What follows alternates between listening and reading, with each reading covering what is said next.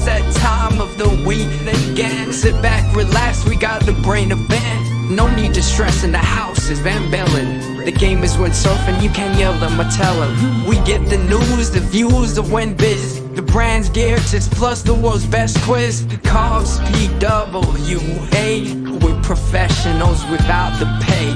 There's nothing in pole dancing that we won't chat. From tandem boards to a windsurfing cat. It's your one-stop shop for a laugh and listen. Tune in each week or you'll be doing the missing.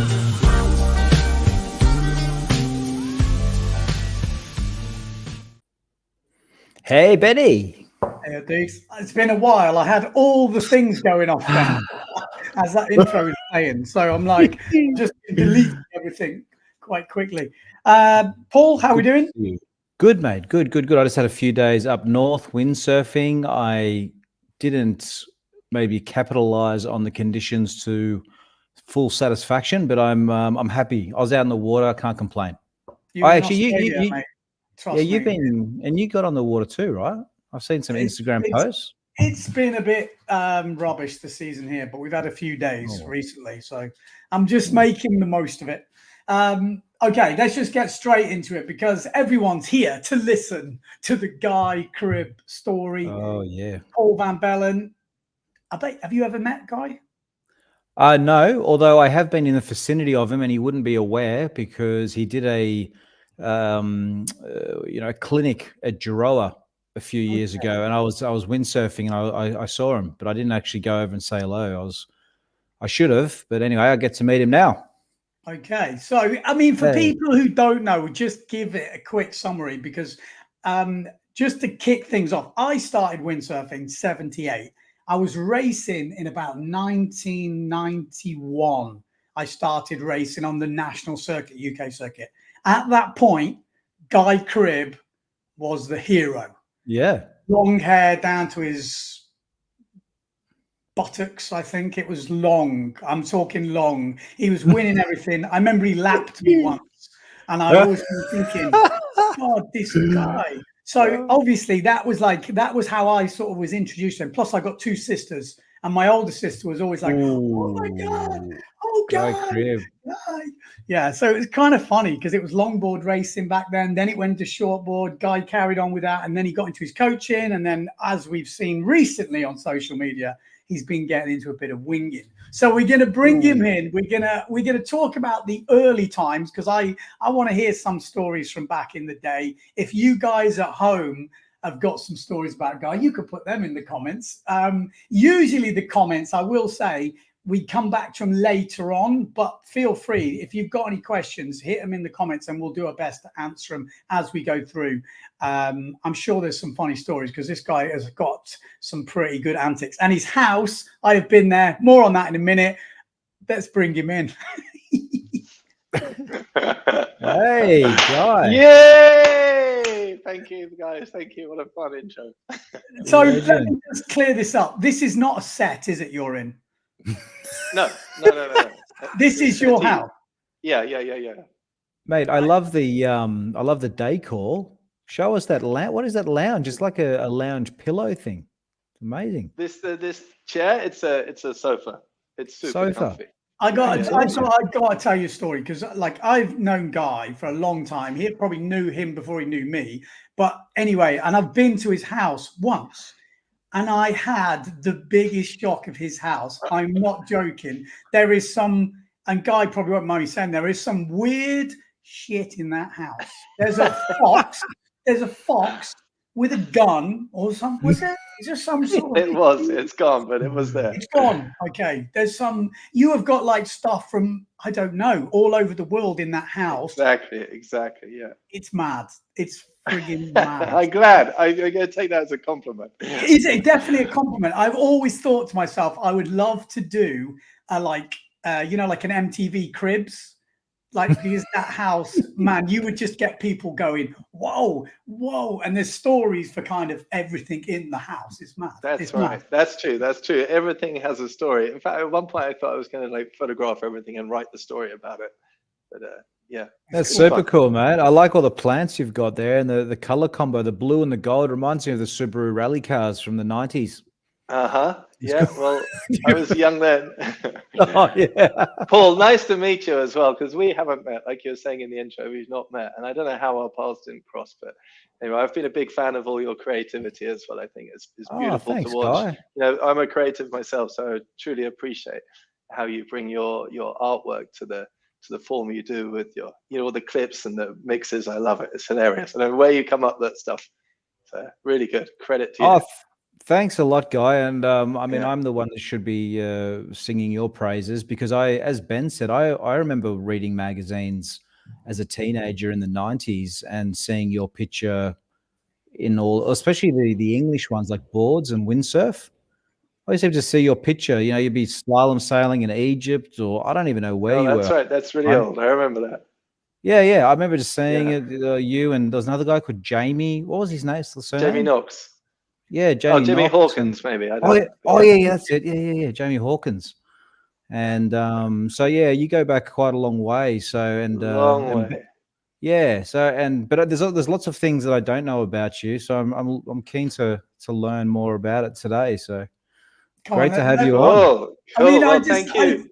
what made me actually just laugh anyway, because when you asked me to send you the link to the podcast, and I sent him the link to his email, which I never email Guy, you always get this response back, like, and I just thought it was funny because everyone who's ever emailed Guy, they will know this response. The email you get back is like an automatic response. Apologies, but Guy does not receive emails because he's probably out to sea windsurfing, foiling, or just enjoying life on the beach bar somewhere exotic. It is important, whatever. You know what I mean? I just think that's so funny. It's probably what I need because I'm terrible. I try and reply to all of them, but you know what it's like. They go down the list and then it's gone.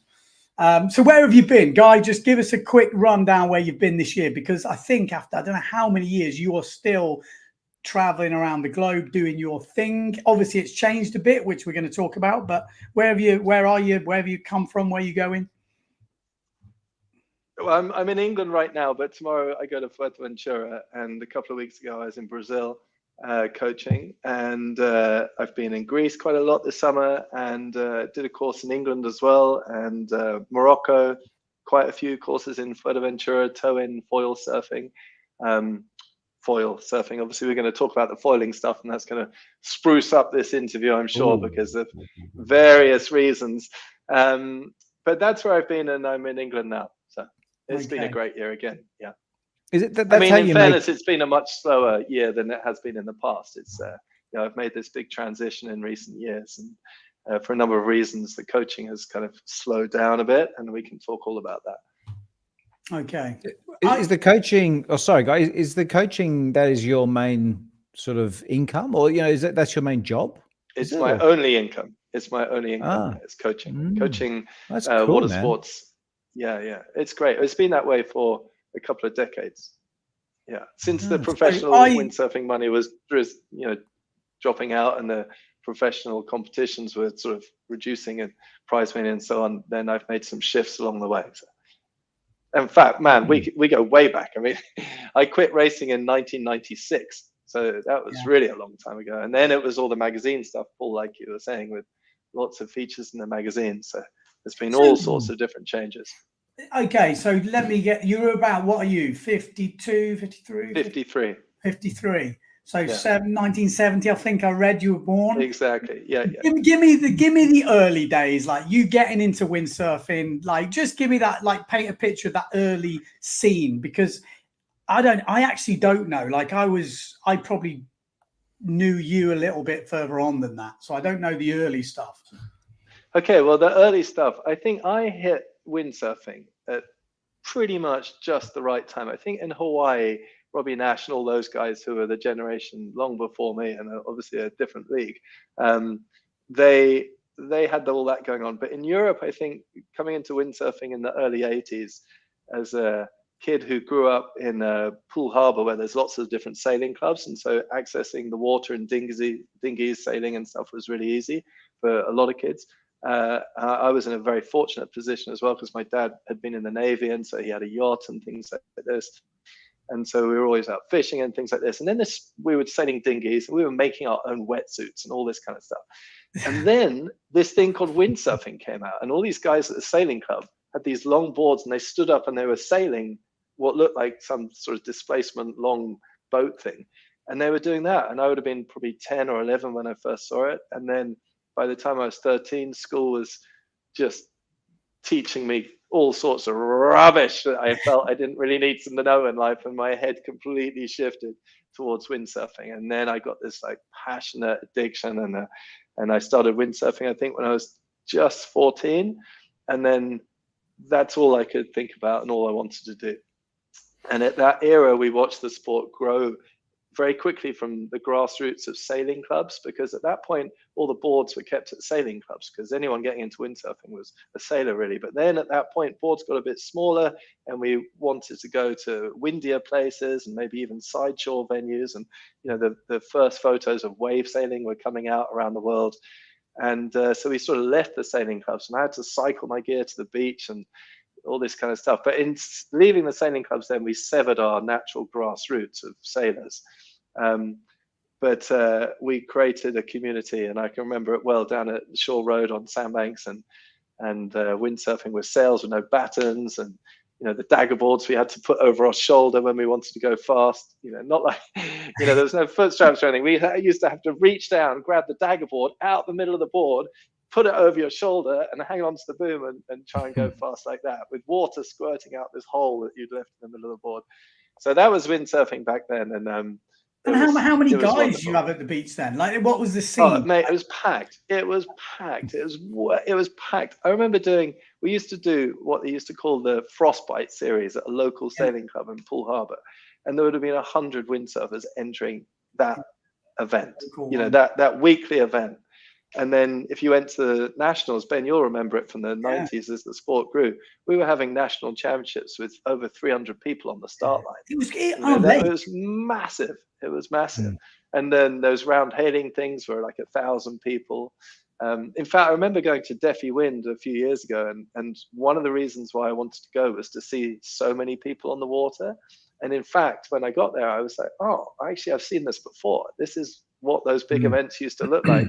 Back in the 80s and 90s. So windsurfing was massive back then. It was before snowboarding. It was before mountain biking. It was before like all these people who got into cycling and triathletes and, you know, all those boring things. And then and it was before surfing and had really kicked off. So it was a huge sport then. Everyone seemed to be doing it. I mean, I was only 14 or 15, so I didn't really have an impression of the world, but it certainly was packed and everyone was at it.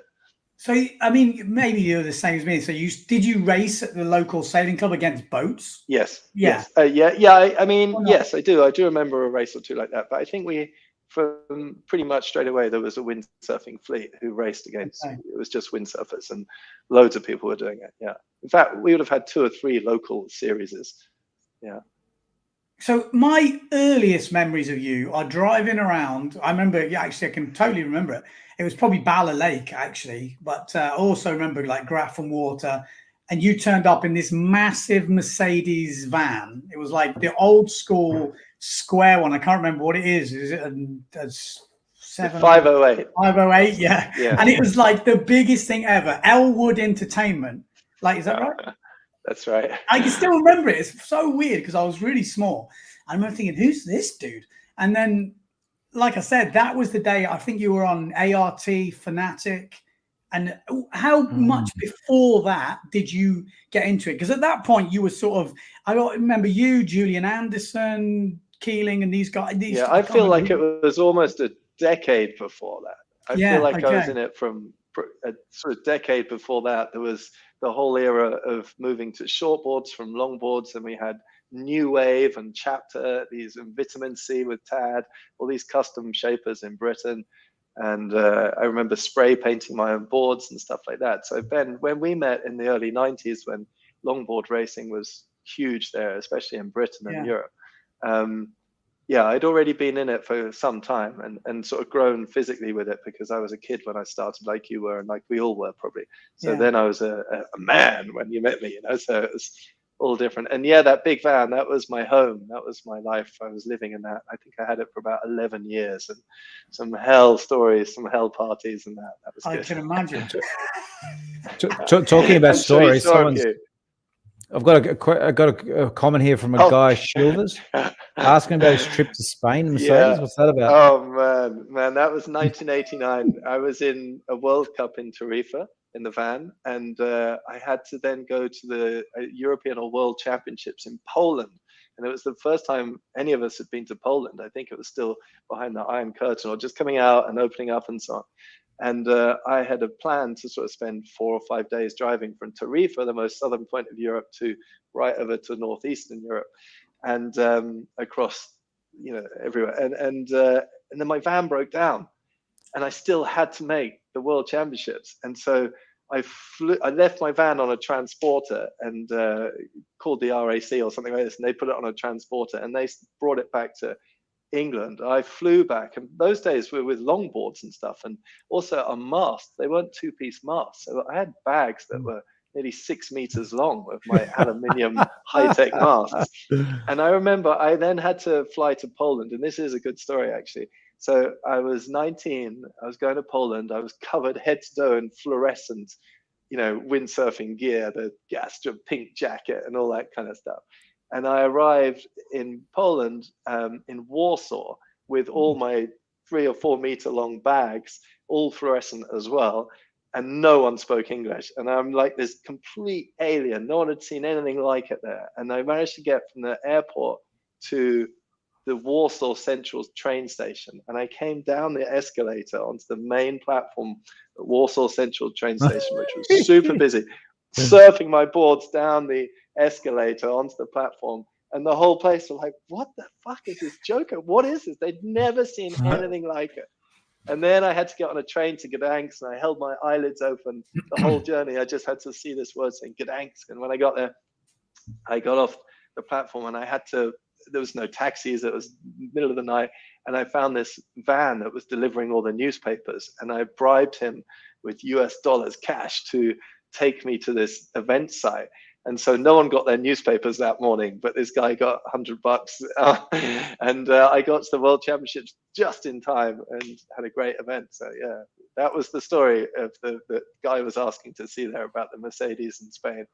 That's the mad thing about traveling now. You forget how easy it is now. You pull out your phone, you've got Google Maps, you've got taxis, you've got like literally. Even I can remember traveling, going. It just wasn't as easy. I can imagine doing that in Poland, especially when I went to Poland, I think 1991, 1992, it was still quite, not quite broken out yet at that point. What was it? I don't know, million zlotys or something like this for. That's right. Yeah, it was great traveling back then. I mean, there was no internet, there was no phones. I mean, I don't know how we did it really, but it was all word of mouth. You'd meet someone, they tell you something about this other place, and you'd write it down on a piece of paper, and then you'd go there and you'd find it, and you'd meet someone else, and that way of traveling was exquisite. It was lovely, and it's a shame that some people don't get that option these days. Obviously, there's a world of benefits with the internet and all the stuff you can research before you travel, and the places you can go, and the speed of getting there, but having some mega initiative back then I think it was good. Yeah, I totally agree. Man. I think Ben, he's mentioned it before in previous podcasts, but one thing, I mean, I don't miss it, I guess, because it is good now with the forecast, but there is that magic back in the day where you would turn up to a spot not really knowing what you were going to get as well. And if you happen to turn up there and it was firing, it was just like all your Christmases have come at once. Whereas nowadays, you've got a pretty good idea if it's going to be working. You know what I mean? Yeah, I agree. I remember that well. And I carry that with me to today. I carry that with me. Like if I see it's windy outside, I feel a tremendous amount of guilt if I'm not out there. Like it really weighs upon me. So I know what you mean. Yeah, everything was a surprise. I think you're right. It's still... like these days you can predict it much better, but it is still something that is so unlike other sports that we have so much excitement. Like you say, it's like Christmas, or it's a real gift when it does come and all the stars align, the swell and the wind and everything. It's so exciting. You don't think it's a bit like gambling? It's a bit like I watched some. I don't gamble. Well, I know, but you do with windsurfing. Okay, It's like that's your gambling. I watched a program on the other day, and they were saying why people get sucked in is because it's like there's a random reward that you don't know you're going to get, but you know you're going to get something. So it's like it keeps you on the hook. And I was thinking, that's what windsurfing is. It's like you're constantly like on the hook. You're right. Like it could be the day. They might have got it wrong. And even in like when you're actually riding and stuff, it's a bit like that as well. You never actually know what's going to happen next, and you're sort of trying to predict what's going to happen next. But yeah, you're hooked in there. Yeah, it is like that. We're all gamblers. Right. Talk me through this, because obviously different eras, different money, different sponsorships. When did you get your first sponsorship? How did it come about? Did you just fall into it, or how was it back then? Well, I remember writing a lot of letters a lot of the time and not getting much response. And this is, write a letter, put it in the post box and wait and see what happens, and nothing really happens. But back then, windsurfing was so much bigger that you could quite easily have industry sponsors. So I was sponsored by Fanatic and ART, and I worked a lot on the design side of things with ART, especially for the raceboard stuff, and a little bit with Fanatic on the development of slalom boards, and a lot on the first wide style freeride boards, actually. So there was a kind of mutual thing where they would pay me partly for testing in the R&D stuff, but mostly just to perform well in competitions. And then also there was prize money in those competitions. It wasn't much, but and I'm talking about in Britain alone now. Like there's the sponsor, I could make a living in the 80s or late 80s. Probably the first sponsors started coming in about 88 when I won the British Youth Championships, and I was runner-up in a World Championships then as well. So sponsors started saying, okay, you can have this gear and we'll pay you, and so on. But I was living in the van, so the costs weren't too high. My parents always were good enough to let me stay at home when I was there, and so on. So like most pro windsurfers, even to this day, you're traveling so much, you need a base somewhere, and the parents tend to be that base, I guess, for most people, even up to these days. But back then, sponsorship came in through the industry, and then I had a couple of outside sponsors as well who were interested in sort of plugging into the windsurfing community. And back then, you had a alcohol sponsorship as well, so they were sponsoring all the events. So we had Carlsberg, Lamb's Navy, we had all sorts of different people sponsoring sporting events, sports washing as it was. Yeah. But we didn't mind. We were quite happy with that. It kind of fit in with the culture, I remember at the time. Yeah. Which is kind of cool. Just when you mentioned your parents, because I mean, obviously I was staying at home. That's how most windsurfers are able to do it. They haven't got to have a fixed location, but there's always a base to come back with. It does help. But there's a rumor going around when I was younger that your dad invented the barcode. Okay. Is that like? And I have a feeling that's not entirely true, but no, it's not. Okay. Yeah, he didn't. But although he did. I mean, he had a very interesting life. At first, he left home very, very young and joined the Navy. And he left the Navy, and he became the aide-de-camp to the governor of Northern Rhodesia, which meant then when Zambia became independent, he was in charge of creating all the security for the state of Zambia becoming independent. And he was a SAS-trained assassin to become the personal bodyguard of President Kaunda, which he was, and he kept him alive for the period of time that he needs to keep him alive and all that stuff. So he had a pretty wild life there, and my mum also living on the edge in Africa. So that was the sort of heritage back then.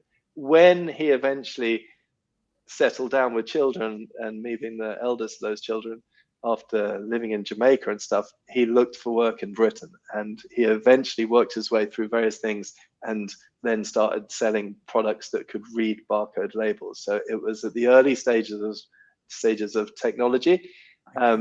He didn't invent the barcode, but he was selling products. But funny enough, I was once told that a rumor was going around that he invented the postcode. Okay, I also heard he invented the speed gun. What? So like it went from barcode to barcode reader to a speed gun. No joke. This is serious. That's all good. I was like, wow. That's super different kinds of guns, I think. Guy, when you Sorry, mate. When you mentioned Art and Fanatic, I was trying to remember because I thought I've got these visions of you in the magazines back in the 90s, and I just did a quick internet search, and I'll show everyone out there what I found, because this is, unfortunately, the website won't let me sort of show it, but can you see that? Oh, there we go. I remember that. I can. I love that. Yeah. I remember that shoot. I know. Yeah, that was awesome. Oh, mate, these are my That was memories an of amazing growing up. day. Oh, you remember Yeah, that day? Wow. I do, because I remember that trip. It was the first time we'd been to Egypt, and rather like Poland. Poland opening up. Egypt hosted a World Championships. I think it was in 1990 or something, or 92 or something, and we went out and we did a few photo shoots there for solar wetsuits and stuff. But man, I had we had such a good time. I mean, wow, it was incredible. Egypt back then, we'd swim with sharks every day because they were they were everywhere back then. And we used to, where that is, that's at a place called Tabia Island, and me and my friend Dom, who was taking all the photos, we windsurfed out there one day, and we were swimming on this reef there, and we were the only people there. This island is just this sandbank, and it's miles and miles out to sea.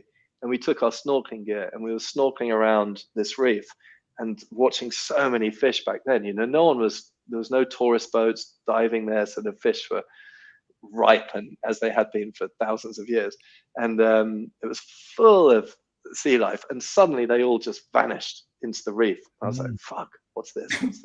And I looked around, and I sort of came up like this, and right in front of me, stood up in the water, underwater like this as well, was a dolphin looking right at me. I could go out and touch him like this. And so we started playing with these dolphins, and they'd found this thing in the water, and they were holding it under their arm, and they were bringing it to us like a dog would. And they were swimming around and dropping it, and picking it up and dropping it. And we had this great experience out there that day of that photo shoot. And then actually, I feel like they rescued us as well, because we followed them out to sea, and then Dom and me, we were swimming. We must have been a few kilometers out to sea now. It's just deep blue, and the dolphins disappeared. And then we just shat ourselves because we realized, oh man, we are so far out to sea here. This is really wrong. And there'd been sharks everywhere all morning.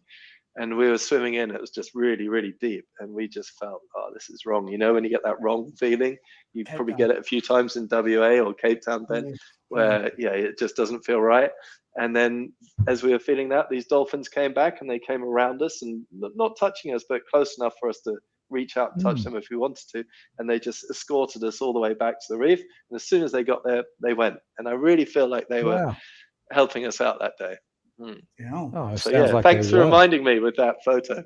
Yeah, no, it's funny because my memory, I was, I don't know, like that. What would have been? What do you reckon? 92 or something? Yeah, or something like that. Yeah. So I was about 15 years old. But funnily enough, I remember when I'd opened the magazine and I saw images like that, I remember looking at those sails at the time and thinking they just looked so modern, because it was only a few, the difference between, say, 89 and 92 with the sails, there was just this kind of giant leap with the way they looked. Because I remember looking at that sail and just thought, that just looks so modern and futuristic at the time. I mean, now you look at it and think, oh yeah, whatever, it's a sail. But back then, that was quite a big leap. Just having a whole monofilm sail, and just the color combination, it all looks very sort of. It was, you know what I mean? It was a big step up in the. You're right. Yeah, I'd say that era then was massive. Monty Spindler was the designer. He'd come from Neil Pride, and in his time with ART, in those few years you described, probably from 89 to 92, say, they invented, or he worked with the clamp-on boom. That was there. Right. I remember when we were doing all the testing, all the original prototypes of the clamp-on boom were there, which they invented. I wasn't involved in that. That was just before me, but that clamp-on boom era came during that period. The loose leech, that was the first thing there. And he had the cutaway, which was the beginnings of the loose leech, where it opens up like feathers or twist. And then also the material changed to monofilms and the radial cuts and stuff. But yeah, the big ones, I think, were the clamp-on boom and the loose leech, and that was from that era. So things did change a lot. Yeah. And I also thought the look of those sails, they just looked cool. Like there was something about they, they had a good sort of color combination, and I just remember in the magazines thinking, oh, they look really cool. I could never afford a sail like that or anything like that, but I just remember at the time thinking they look cool. I don't know. It was When did the funny one. blade come out? They'd had the blade, didn't they, with that like orange carrot thing in it? With That's the long right. Yeah, but and the metallic thing in that image there, the central, or that thing radiating from the tack there, that shadowy patch is actually a metallic material. Yeah, they were great. They were a hardcore racing sail, a fantastic piece of equipment. So what if you don't want to answer this, fine. What sort of contracts were back then getting given out? Was it, or is it more prize money? I mean, like I say, you don't have to say specific numbers, but it's kind of always interesting to like put it. Well, to be honest, I was not on the same kind of pay package as the top PWA guys at the time. I was doing the PWA events. I was doing probably half of the, well, not even half, but I was doing maybe 5 or 8 events a year or something. But back then there would have been 20 events or something like this or more. And there was the Grand Slams in Omazaki, Hawaii. There was one in the south of France at Almanar. There was the top elite level invite only events. And I wasn't doing those. I was doing the ones below, the next level ones for the people outside of the top 16 in the world. And Ben, I was still racing longboards at the time with dagger boards, because that was always a passion of mine, the tactical racing side of things. And so those guys on the world tour then, which was the early days of Bjorn Dunkerbeck and Anders Bringdahl, they were on completely different money, and they you need to speak to them about that. But they were driving Ferraris and having a great time. We were driving an old shitty van in England. So the contracts weren't great, but they were in the thousands of pounds. It was enough for a young man to make a living and basically do what he wanted and have enough funds to travel to the events he wanted to go to. I would say overall it's probably a lot better funded back then, because I could make a living just doing English events if I wanted to. That would have been a fine living, better than most of my mates at the time. Whereas now, the guys on the PWA, there's only a few people doing it, and they're not being paid a great deal, and they certainly couldn't even they couldn't do any events in their home countries and try and make a living out of just that. So it's a different era, but it wasn't much money for me. It was just enough to live off. You know how it is when you earn a bit more money, you spend it more. So you only ever get as much as But that's the thing, though. It does fund the lifestyle. It's like windsurfing. All the time I've been doing it, it's never been like, oh yeah, we're going to be chilling, because I've never been the top guy. But there's always been a good lifestyle around it, and you have to, juggle all the balls. Which I'm guessing. So when did you go from, or was, I guess it wasn't just a hard transition, but more into the coaching, or was it? Was there like a moment where you went? Or you were kind of drifted into it? Because you was a kind of moment, but that was a lot later, to be honest. Sorry. When was that then? Well, this is the basics of how it went. Initially, I was supported in the youth windsurfing program in Britain, and they funded all our travel around the world, and we used to go to various events. And then as you leave that and you make the transition into adults, you lose all your national funding and you have to seek sponsorship elsewhere. And so that's what we got. And fortunately, I was at the top end of it, so I got sponsorship and was able to carry on competing so long as I lived in my van. But also I went back at that point. I started coaching the kids, and I was probably even coaching you, Ben, maybe, I don't know, but I became the sort of national racing coach for the youth and junior stuff when I was about 19, because they always wanted to have the top sort of racers in the country coming back to help the kids. And it just so happened that in our era of being a youth, as we exited the youth into the adults, we became the adult national champions. There was Nick Baker, who was exceptional, of course. And then there was me and Johnny Hutchcroft and Julian Anson. As we left the youth scene, we became the national men's champions. So they wanted us to go back and coach. So I was actually coaching a lot when I was in my early 20s, but then I ended up, I was still competing. And then the big shift, actually, I started writing for the magazines, and that was that whole era that Paul's pointed out. And I think it was about 25 years I was in the magazines every month, literally. something like that. Yeah, And, I remember. It was was hard. If you've non-stop. ever bought a British magazine in that era, it is hard to not know you. It's literally impossible. I actually remember reading, I don't read that often. I remember reading your Hailing Island race report, and you talked about your board like it was a person called Ray, because the board was called the Fanatic Ray. I don't know why that's still in my head, but I can still remember you talking as if, so me and Ray were heading down.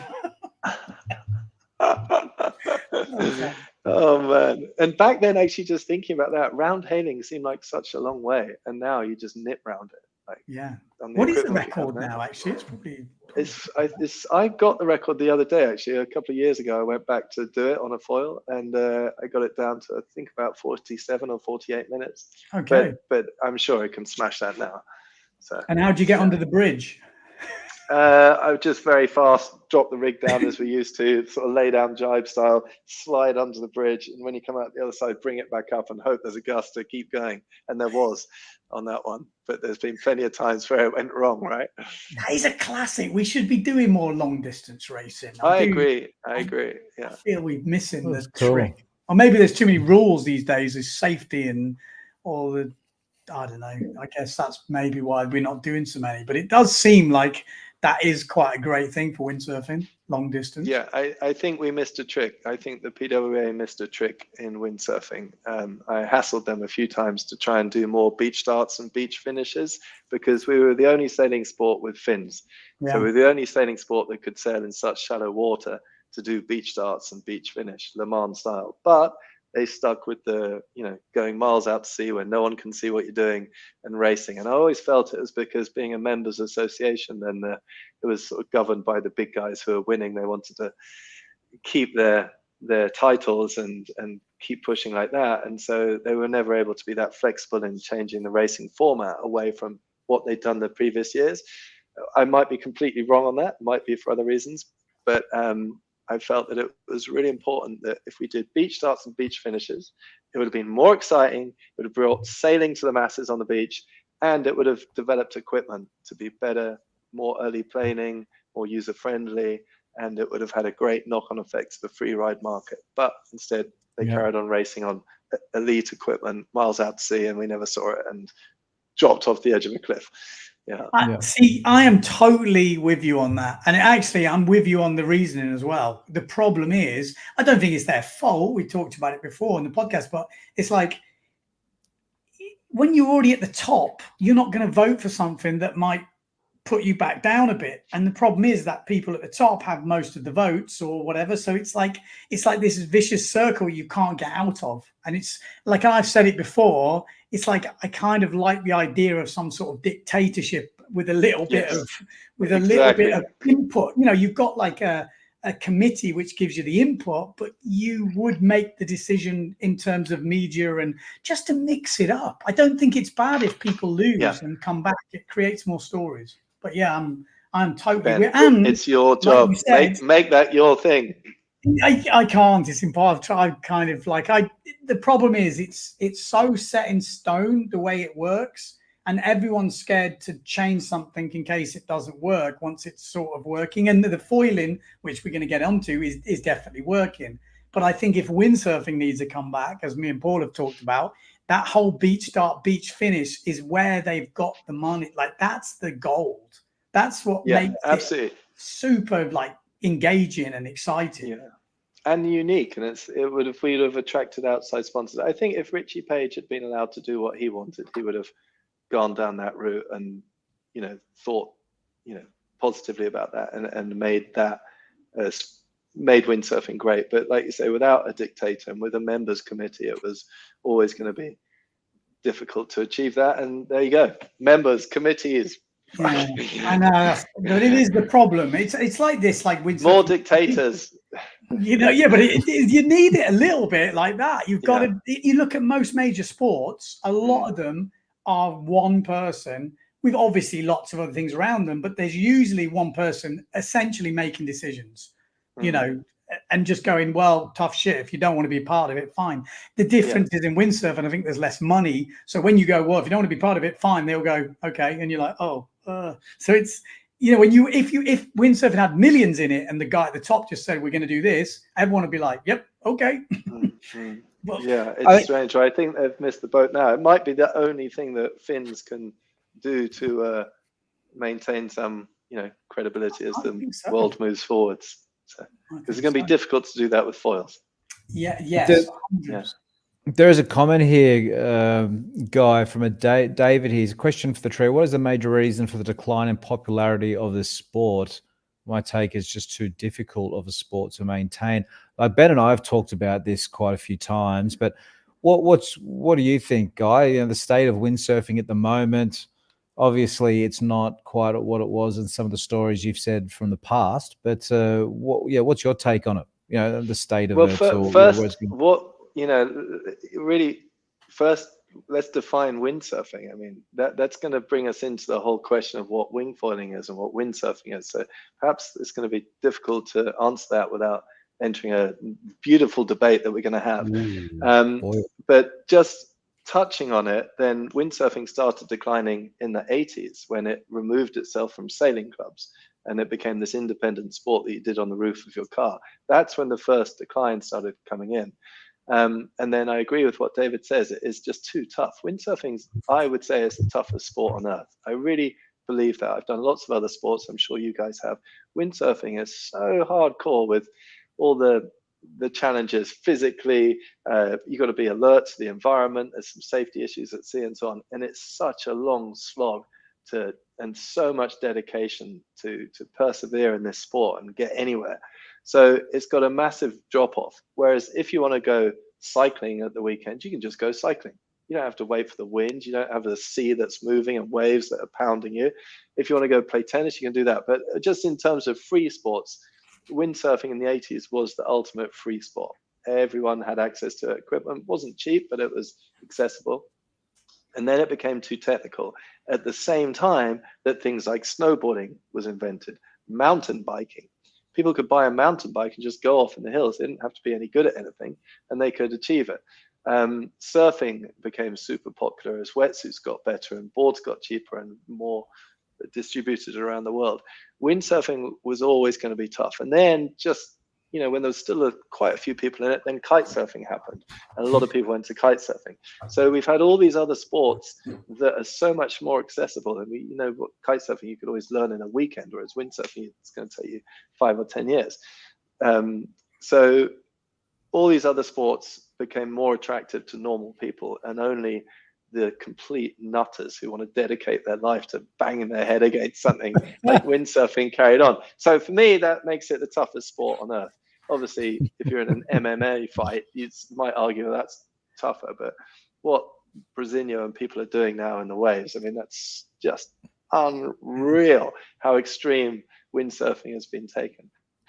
The cost-wise, I think, there's a lot of expensive sports, even some racket sports and golf and shit like that. If golf is even a sport, is expensive. So cost-wise, yeah, windsurfing is expensive, but there's a lot of costly sports that are very popular, like motorsports. I think it's just too different. Also sailing, high-performance sailing. Most sailors who grow up sailing Optimists and Lasers maybe and go through sailing clubs, they don't aspire to be windsurfers anymore. They become sailors. And they sail they want to do the ACs or the sail GPs, and they don't have the time to dedicate into windsurfing. So, yeah, I'd say it's those reasons largely. But then we still have to go back to what windsurfing is. I was going to say, I would agree with you until the last bit. I think there are sailors now crossing into the IQ foil and picking it up really quickly. I think the speed you can pick up foiling compared to windsurfing is way quicker. Like we saw the Israeli girl get a medal, maybe even world title, when she came from the 470. I think there's a New Zealand guy in the men's who's gone straight up there. So you're like, okay, there's definitely since the IQ and since foiling, you're right. Yeah, but it could also be that it's since the IQ foil class was invented and brought to us, then maybe it's so sexy, it's so attractive, it's such good racing that maybe it wasn't that it was easier, it was that it was attractive finally for people to do, for the sailors to get into, or a bit of both. You're right. I think if you have a sailing background, it is definitely easier anyway, because a lot of the stuff going on, if you understand all that, and then it's just the technique side of it, and you're already a good sailor, the transition isn't as crazy as you think. But I think windsurfing wise, without foiling, I think there's a lot going on. Especially if you move to waves or something, because then that's a whole another level of three-dimensional. You know, the sea is no longer a level playing field. I mean, it's never flat anyway, but when you add the waves, then whoa, it's next level again. So it is interesting though, when you say all that about windsurfing being the hardest sport in the world. And again, I've mentioned this a lot of times, but I genuinely believe if you know a windsurfer and he's been doing it for whatever time and he's a decent level, the mentality of that guy or girl is kind of turbo. It's like, you know, you look at what they're doing in life or what, and they're so you know, if they want to do something, they usually will do it. And I don't know, I feel like in windsurfing, you see a lot of that, just because the mentality you need to stay in windsurfing, it's quite a driven one, let's say. I totally agree. I mean, I see it in all my guests. You know, the guests I work with are, you know, they're the pillars of European industry and business. They are the hardest hitting, big time, or some of them are, you know, they're all incredibly bright, persevering, ambitious people. And I think windsurfing is a great filter for that. To, you know, my courses, I was very fortunate. I was only having windsurfers on the courses. That is the best filter you could ever get. If you want to hang out with 10 or 20 amazing people of super interesting and highly intelligent, and then go on a windsurfing course. It's interesting, isn't it? I can definitely say that as well, just from what the coaching we've done. You know, you have a fun week anyway, because there is some interesting characters, and there's very little, if any, of the ones that you don't want to be hanging out with. You know what I mean? It's kind of crazy. It's kind of crazy. Yeah, they're extraordinary breed. Yeah. Question: in your whole time windsurfing, all your many years, what has been your best period or best year? Do you have like a point where you were like, that was the, you know, you're probably going to say now, but you know what I mean? Was there like a time where you think, if I could go back, that is the one, that everything was just, you know, things. To be honest, you know, I never really look back. So I'm definitely about now. And now actually with the equipment we have, it is all about now. But what about it was all good. What about what? Personally, like, did you like? I think, oh man, I think the coaching has been the big, when I was really having lots of guests on lots of courses, and we were in Nalu and Hukipa and all these places coaching, then I think in Brazil, you know, those era in the mid, say 2015, something around there, where I was had lots and lots of guests and amazing venues and amazing socials. That would have been the best time. Right. But that's not to say now the equipment is so much better that I could say that what we do now is it's just smashed everything out of the water. But then equally, I could say when we were longboard racing, that was the best racing. And funnily enough, I was talking to Scott McKercher the other day, who, for anyone who doesn't know, he was our wave world champion, and he's a legend Aussie guy. And he's doing the Windsurfer World Championships in a few weeks' time in Perth, because it's still, you know, he thinks it's still the best racing we ever had. And this is longboard racing on windsurfers. I think the IQ foil class has eclipsed that now.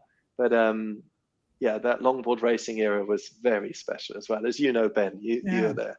Yeah. It's hard to sell someone on it though, because I still got really good memories from longboard racing. And I even thought the other day, I know you went back at some point, I can't remember when it was, but I've always thought I'd love to go back and just do a race or so, because I used to really enjoy it. It's hard to explain to someone if they've never raced on a longboard with tactics and you know, like, it's such a good feeling. I think the thing with longboard racing, it's great fun to do, but maybe not amazing to watch from a media perspective because it's a bit slower. But when you actually do it, it's super fun. Do you think so? I mean, compared to, say, you know, looking at guys going flat out on a slalom board, people think, oh, it's a bit slow. But I remember I did one triangle race once on a one design board, and I I still remember it as one of my best days windsurfing, just because it's just the competition. You're trying to beat the guy next year. It's just, yeah, I don't know. It's fun. Just, I love it. I mean, it's so like, close quarters. The racing is so. Yeah. I remember going off the start line once. We had 300 people on the start lines, and we were fucking brutal. The Ben would have been as well. When he hit that high level that he got to, then off start lines, we were aggressive. We were pumping our rigs off the start line. I remember my harness lines hooking over someone's head who was downwind of me, and they caught his neck like this, and they pulled him upside down on my sail, and I just kicked him off. We just literally kicked him off the sail. It was terrible, but it was so aggressive because we were all squashed together, banging each other with our booms. And yeah, it was aggressive racing. So yeah, it was a good era. But to answer your question, Ben, now is the time. It's always the time is now. Are we moving already into the time? I mean, like I said, it's so hard to do a podcast and fit everything in without missing lots of stuff out. So we're going to miss a lot of stuff out. I know that there'll be people going, oh, you never brought that up. But I know Guy wants to also talk about what's going on at the moment, because it's a big deal at the moment for a lot of people, for you especially. And just to set the scene here, when foiling first came in, Guy was one of the first guys getting, I remember you. I was in Poole, which is when I came to your house that once, and we went out behind the boat, one of the first like surf foils, and I don't do surf foiling. I don't really do surf minded boat. And he's like, "Come on, we're gonna go. He's got this new thing. Just got it from Hawaii or wherever it was, like a Keith to Bull, I don't know, surf thing." And we're behind this boat in Poole, and I'm having a terrible time, nearly dying. Cribby was actually pretty good, and we're on this boat, and I can't remember if the other guy was driving, but we were both looking back, going, "Oh my god!" Literally, nearly went straight into this massive metal buoy. I'm doing this. It was, I mean, it's as big as a car metal buoy. Nearly wrote the whole boat off. Yep. Anyway, guilty as charged. Yes. Yeah. But going back to that early foiling, you saw that and you were like, yes, this is me. Because you've gone from there, and then I know you got into the IQ foil stuff, and you were working with the British team. And I always remember speaking to you, and you'd be like, Ben, you've never heard so much enthusiasm. It was just like, I was like, oh my god, maybe I do need to get some. Because he was like, this is just next level. And you were doing everything, and then obviously that's gone from IQ foil racing that to a lot of winging stuff. Maybe you could talk me through your experience with the foiling, because I always remember you being just so infectiously enthusiastic about it. I mean, you still are. I am, and I need to know that you've sailed the IQ gear, Ben. I haven't. It's like in my defense, my idea was because I haven't really had the opportunity and haven't got any. But I thought what I'll do is I don't want to sail it without videoing it for the first time, because that was my plan. I was like, no, I'm going to video my very first time on it. And then I haven't been on it. So then the times I could have gone on it, I was like, oh no, I don't want to do it because I haven't got the camera and I haven't got. And I wanted to kind of record those moments where I'm like, oh my god. But maybe that moment has gone now. But I still haven't been on it, which is it's still here for you, Ben. It's still here for you, and I can't speak highly enough about that equipment and what Starboard and Severn brought to our sport, and how everything has panned out for the Olympics and the shift in all the races and everything. So it's epic, and I can't wait for you to sail it and have the thrill that we've had. But yeah, in answer to your question about foiling, and we could probably dig into this now. I think it's quite timely too, because you're talking about the best eras in windsurfing and so on, led by that guy's question. So I think I'm in a pretty strong position to talk about this, because I was, competing at a very high level on longboards where we had dagger boards, and to me that was windsurfing. I don't think anyone could argue that was not windsurfing. It was windsurfing. And then I was there through the change towards fins. As we got rid of dagger boards, they found that they weren't necessary any longer, and we moved towards fins. And I was there right at the elite end of the sport through that whole era of fins and competition and design and so on. And then came this other part of the sport called foiling, which is just another slight change. And that's where we're at now. If you want to know my journey about it, in 2016 at Defi Wind, a French producer of foils, the first guys, I think it was AFS, I can't remember, to be honest, they invited Cowley Siadi, Francisco Goya, and me to try them. And so we tried these foils. I remember Francisco, me, and Cowley walking into the water, and it was an onshore day, so it was choppy as hell. We all had to go on this thing, and oh my God, I was like, what are you doing? Why are you making, like, I said to them, why are you making a unicycle? We need a 4-wheel drive for this sport, not a unicycle out there wobbling all over the place. And I thought, how is that going to catch on? And I spoke poorly of it. I didn't think it was going to be any good. I thought they'd got the design concept all wrong, because it was like balancing on a stick. And Francisco, I think, thought the same. But Cowley persevered a bit, and he was like, oh no, I got a few blasts there. I got a bit of flight. And he was quite thrilled by it. Anyway, next year, Neil Pride bring out some product. So in 2017, I got my first foils, and I took them to Greece on a coaching course. And I put them in my board and thought, right, let's give it a go. And oh man, I can remember we were going the first sort of few meters where your windsurfing suddenly goes silent, and you're in the air just flying along like you're doing an aerial, just going whoa, whoa, and it may only have been for a few seconds, and then like that, and then I'd do it again, and eventually we're going across the whole bay. And there's a friend of mine, Nick, who was on the course. He also just fell in love with it, and a girl there, Maria, and we all just started using foils. And then I packed the foils to Brazil, which was a sort of entry-level wave course, and I just found myself on the foils the whole time. I was like, why would I found it really difficult to use the fins. Yeah, if there was good waves, I was still going for jumps and rides and stuff. But as soon as the sort of wave session finished, I'd be like, I'm going to go out on the foil again. And there was this amazing sensation that I was experiencing from it, of flying and the efficiency. And then Starboard brought some better foils out, and I realized you could leave the beach. And in windsurfing for the last 20 years, I'd been leaving the beach, I'd been going out, and I'd been coming in, going out and coming in, just across the wind, where windsurfing is optimized, just across the wind like this. I got on this foil, I could go that way, then I could go this way, then I could go over there a few million miles, go round an island, come back.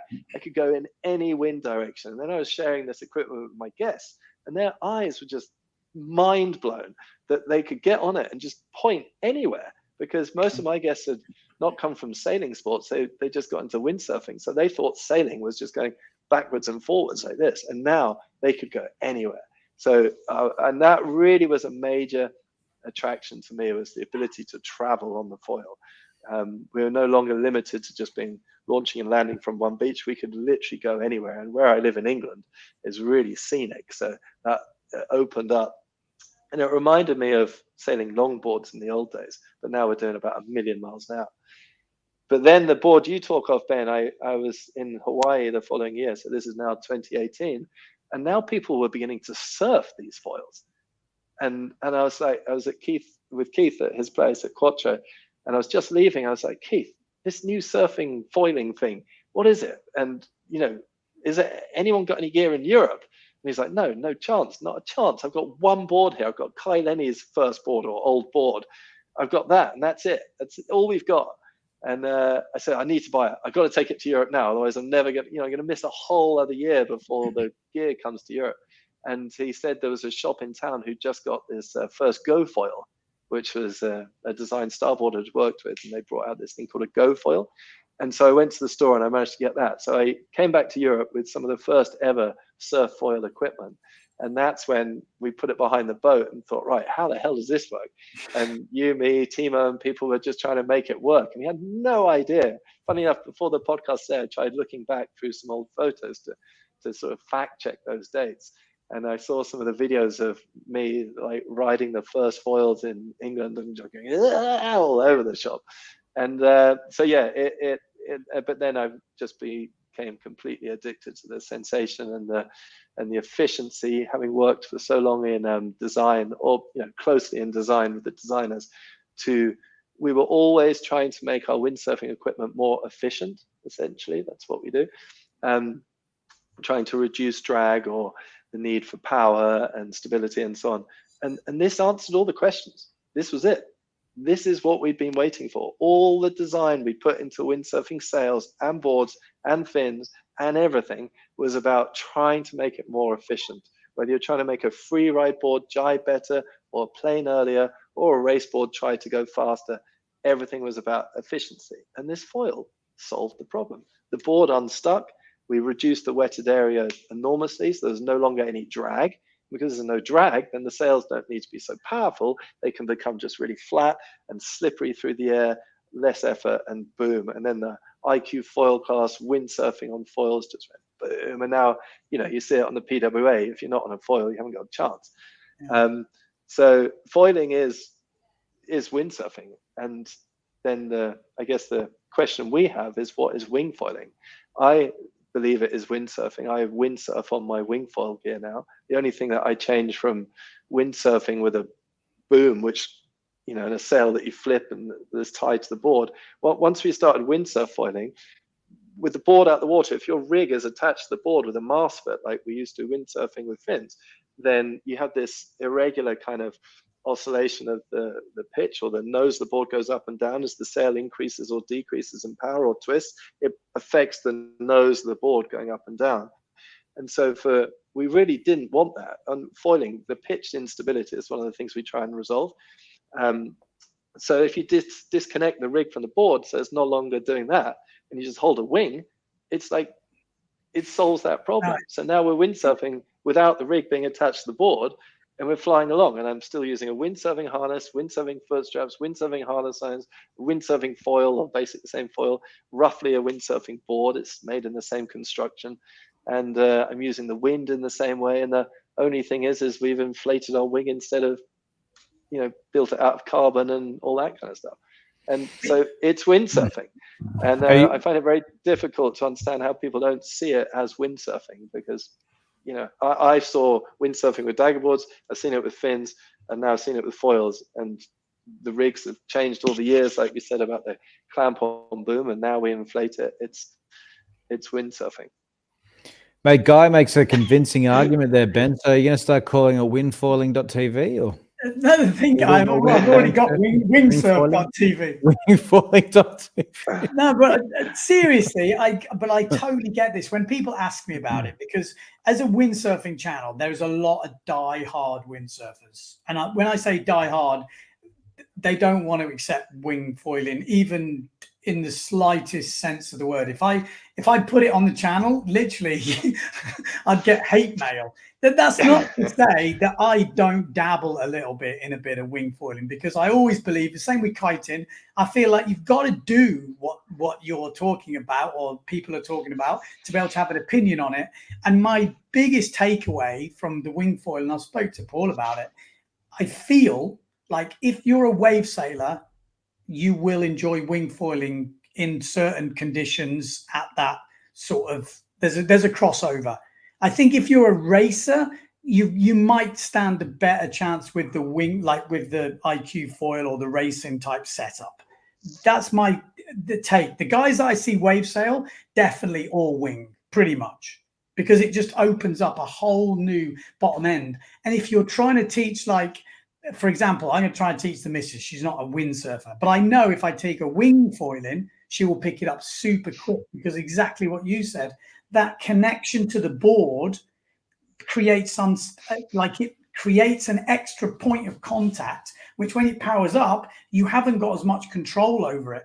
So it creates a way more stable. Whereas if you're just relying on your legs as the platform and your body, you just automatically move. It's like a sixth sense. You don't realize what you're doing. You get the gust, but your body stays the same position. Whereas on a windsurfer, you get the gust, it pushes the nose down or pushes the nose up, and that can create some big old crashes. So I get it, and I think it's the closest to windsurfing. I'm not sure I class it as windsurfing, but it is, it does feel like, I know I did the early stuff, and it does definitely feel like that. My problem is that lack of connection also is a downside at the same time. When I went out on the freeride kit the other day, and the one thing I enjoyed was that drive, that connection, that kind of feeling of constant, I don't know how you explain it. It's like a power surge into it from everything. Whereas when I'm wing foiling, you see people when they're going long as well.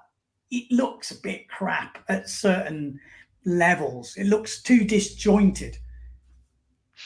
I'm not totally convinced, but I think for me, of someone who's got all the toys, it's definitely got its place. And I can see in certain conditions, it will win. It's going to win like 100%. It will take people from windsurfing, but not in a bad way, but in a they'll choose to do that over windsurfing. But is that negative for windsurfing if it's all the same industry, the same shops, the same, in theory, it's not a negative, is it? What's your take?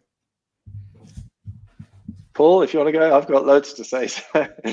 Well, I've never actually tried wing foiling. So as Ben said, maybe I'm not the best person to have an opinion for it. I live in Geraldton.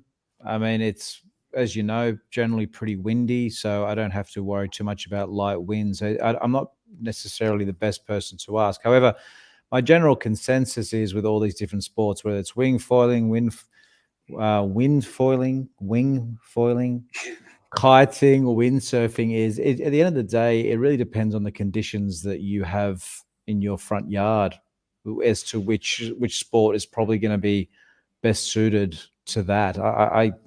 That's what I see around the world. If I'm living in an area with rolling swells and 15 knots of wind, then yeah, I'll probably go wing foiling or something because you can ride the swells. But up at Nalu, when it's 6 foot, I mean, I don't particularly want to get on a foil. No, it's just like, exactly.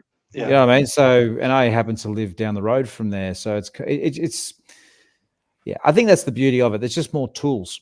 There's more tools and you just choose the right tool for the job. Exactly. And when you talk of places like Nalu or Hukipa, where you've got perfect playgrounds for extreme wave sailing, then there's, the fins and the rails are going to live through, they're the best tools for the job there. But 99.9% of the world doesn't have that. And that's where the foils make everything so more efficient and so exciting today.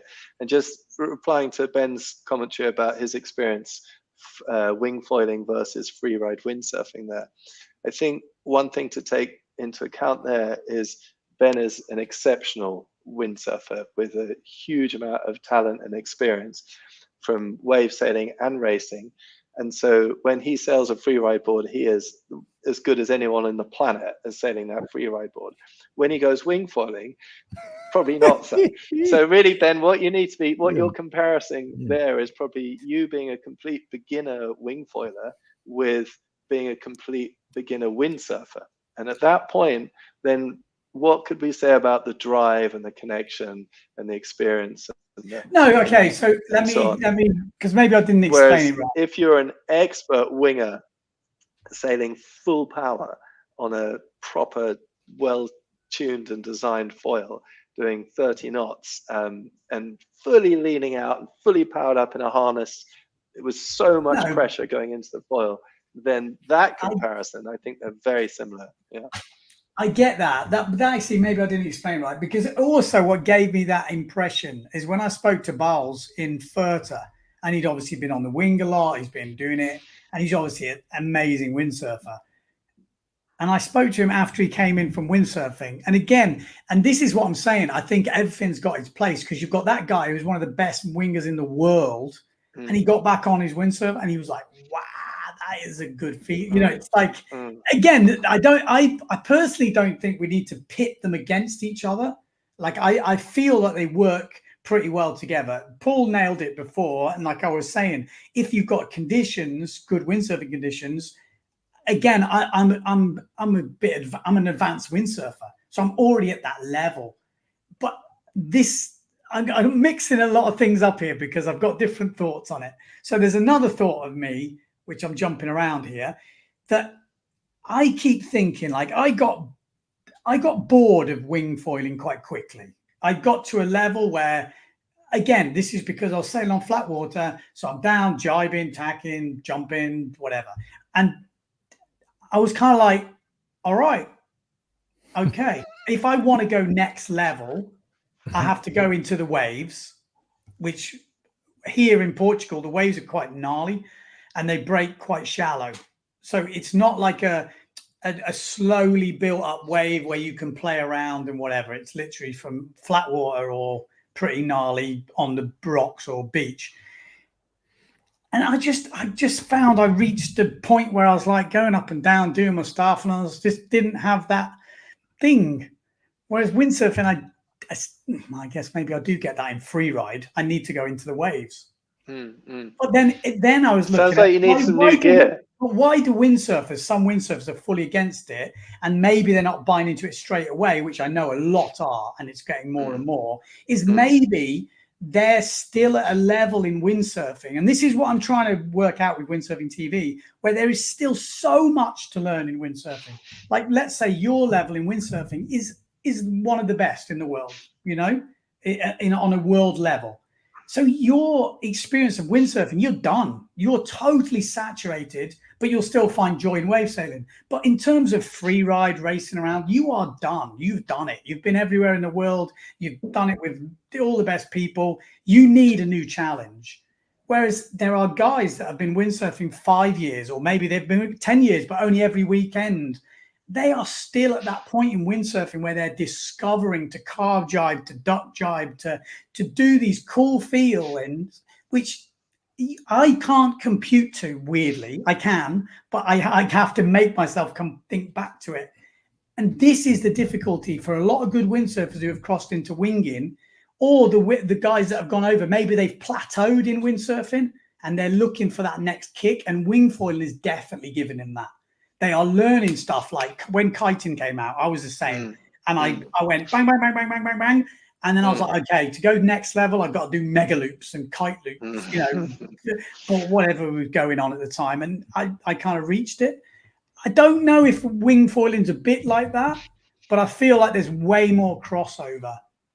That was a bit disappointing. Yeah, I agree. There's way more crossover. Kitesurfing to me, didn't feel right. It didn't feel natural. It didn't feel like we were really using the wind in a sailing sense. We were just counteracting the drag of a board against the kite in some distance. So it didn't feel the same sensation. I didn't get that planing sensation, or indeed that sailing sensation. You could argue that it is still a sailing sport, and it is, but it just didn't quite give me personally the same thing. Whereas wing foiling is totally the same as windsurfing and sailing. We're reading the wind in the same way. I'm always looking for gusts, tactically, strategically on the water, working it out in the same way that we did windsurfing. Obviously, we've got bigger playground to play with on the wing foil now because of the open water downwinders we can do, and the bigger distances and the upwinds and the downwinds and everything. But it's sailing. So yeah, I love it. But going back to what you're saying about a windsurfer with so much prospects to learn, obviously I've been coaching for like the last 20 years, hosting lots of the world's best events in coaching, and I've helped people carve jibe and water start and so on. And I've seen how long it takes people to learn how to water start. It's such a complex move. It's not to either of you now because you learned it when you were 10 years old. But it's such a complex move to get absolutely right and to be able to do in a microsecond in a wave. And to teach someone that, I've got good methods to teach them, and it's been really productive, and it's great fun and success and watching their joy and so on learning. But then they hit carve jibing, which is another huge mountain to climb. To keep a board planing when you tip it on its rail, you create so much drag sticking a board on its rail. It all slows down so much compared with new things. And so when, from a moral point of view, when I'm coaching people, is it fair for me to say to my guests, yeah, I'm going to teach you how to water start and carve jibe. It's going to take 5 or 10 years of your life, and you're going to have a lot of frustration. It's really extremely difficult. You better be one of the most persevering physical people on the planet, otherwise you might not. Don't bother. Or would it be a more honest thing to say is, we've got this new equipment which keeps the board above the water, so you don't have all that drag induced, and you can learn how to wing foil, which is modern windsurfing, in much quicker time. and you're going to have way more reward because it fits in a small bag you can take on any flight, and you're going to be able to pump it up and keep it in the back of the car, and the kids are going to be able to do it, and there's girls doing it, and there's wives doing it, and you can, all these things. And so really from a moral point of view, I had to sort of encourage my guests into foiling and say, come with me, this is the journey. I believe that this is the future of our sport, and you're going to enjoy it. And so far, all the guests who have made that transition, they're still windsurfers. They're windsurfers at heart, and they still windsurf that equipment, but they're getting quite a lot more rewards because they're not at Nalu or Hookkeeper or some shore break in Sagres. They're in Holland or England or America in rolling swells and choppy water, and they're just going, this is so good. I can go out in any wind. I can go anywhere. So Yeah. I had this moral responsibility I felt during this sort of transition that we've been partial to in the last 5 years as foiling has come. But yeah, Ben, you've got this dilemma with your guests, some hardcore windsurfers, not because they haven't wing foiled or wind foiled, maybe they not really in an educated position to make any judgment apart from a visual assessment. It's like judging Miss World or something, without getting into bed. Yeah, but I mean, and I've said this for a while, I still think, like, if let's say everyone goes wing foiling, windsurfing will be the next step. If windsurfing had not been invented, and let's say foiling was first, right? Windsurfing's not been invented, no one's thought of it, and it's all foiling. And then someone goes, right, we're going to try this really hard one now. It's like the next level up. It's harder. Yeah, maybe. Like, yeah. You speak to the guys on the world tour, and I keep saying this, and I bang on about it, but there's been people on the world tour winning races who can't jibe on a fin. And that blows my frigging mind. But it goes with what you just said then. It is actually easier on a foil. As long as you keep the thing flat, balanced, it will plane through a jibe. The biggest problem is windsurfers going to winging and using their brain from windsurfing to do a jibe, because you automatically lean back, you automatically put the rail in harder, you move your feet back. Whereas if you actually have no brain for windsurfing and you tell someone to just turn, they usually are much better. Like it's kind of crazy. And I think like windsurfers who have tried winging straight away actually find it way more difficult than someone with no background at all, from what I've heard, within reason. Like that, because they've got bad habits of, where you want to slow down on a windsurfer, you lean back. You pull it back, put the board in, create more drag. On a foil, you just go way. Yeah. I think you're right in some things, but really windsurfers have a huge advantage picking up wing foiling because we already know everything about the wing, but we just have to learn from scratch about the foiling. I'm talking about jibing. I'm not talking about, I mean, obviously you can literally get on a wing and I did it in 4 runs when I did my first one, and it felt natural. It was like, okay. It's just that it's your brain for the foiling. I definitely believe it's worth getting behind a boat or some sort of, 100%. And just working out the pitch of the foil. Once you work out that and you feel comfortable, then to add a wing to a windsurfer, it's easy, second nature. So what are you saying, Ben? You're saying wing foiling is like the scooter and windsurfing is like the skateboard. Is what you're saying? Maybe. You could do. There's no question. Wing foiling is so much easier. There's no question. No debate on that. But with the area that the top guys, like you talk of Baltz, I mean, watching him on the wing gear, it's unreal how talented and how good that guy is. That is next level, and at that level, it is as elite as anything. I think that's the thing too. No matter how. Sorry, go. No, go for it. Oh no, I was just going to say on that point about the level. People say, oh, this sport's easier or that sport's easier. But at the end of the day, at the very top end of a sport, at the elite level, they're doing stuff that's extreme no matter what level, like what sport it is. Because you have to push an easy sport to an extreme level, you're going to have to be doing some pretty crazy things, basically. Yeah, and it is crazy how these sports have gone. It's beautiful to know that there's people in, within our zone, and all of us as well. I mean, the levels we've taken the sport to is nuts. How edgy we've taken a passion. We should all be very proud. It's good, isn't it? Yeah. But Ben, going back to that thing about learning to foil, I'd like to just emphasize that, because I totally agree with you. I was hosting a course recently in Brazil, and actually we have a lot of wind there, but we don't have any means to just isolate the foil and just go surf foiling or foiling behind the boat. And I totally agree. That is where I learned all my skills about foiling. And we do a lot of toe-in foiling, towing into swell or waves. And it's just bliss. It's so good. But that is where we learn. So my advice to anyone taking up wing foiling, if they can isolate the foil behind a boat, holding a rope or towing into waves, that's where you learn about foiling. And then you bring that foiling skill, add it to your wing or windsurf skill, and you can do it. So yeah. Just so you know, you don't even need a boat. I did it with a bike. Well, actually, we didn't even do it with a bike. Oh, really? We did it with 3 people on the beach. They were knackered by the end of this, just to know. And long rope to the beach here in Sagres, and they run up the beach. And I had this 130-litre wingboard with a foil on, and I just stood on it. And then they just pulled, and that is how I got my first flights. And then I actually went behind a windsurfer. You should try that. Honestly. What? So it works, honestly, so well. I made a video about it, but we had like a guy here, Joel, who had the rope tied around him.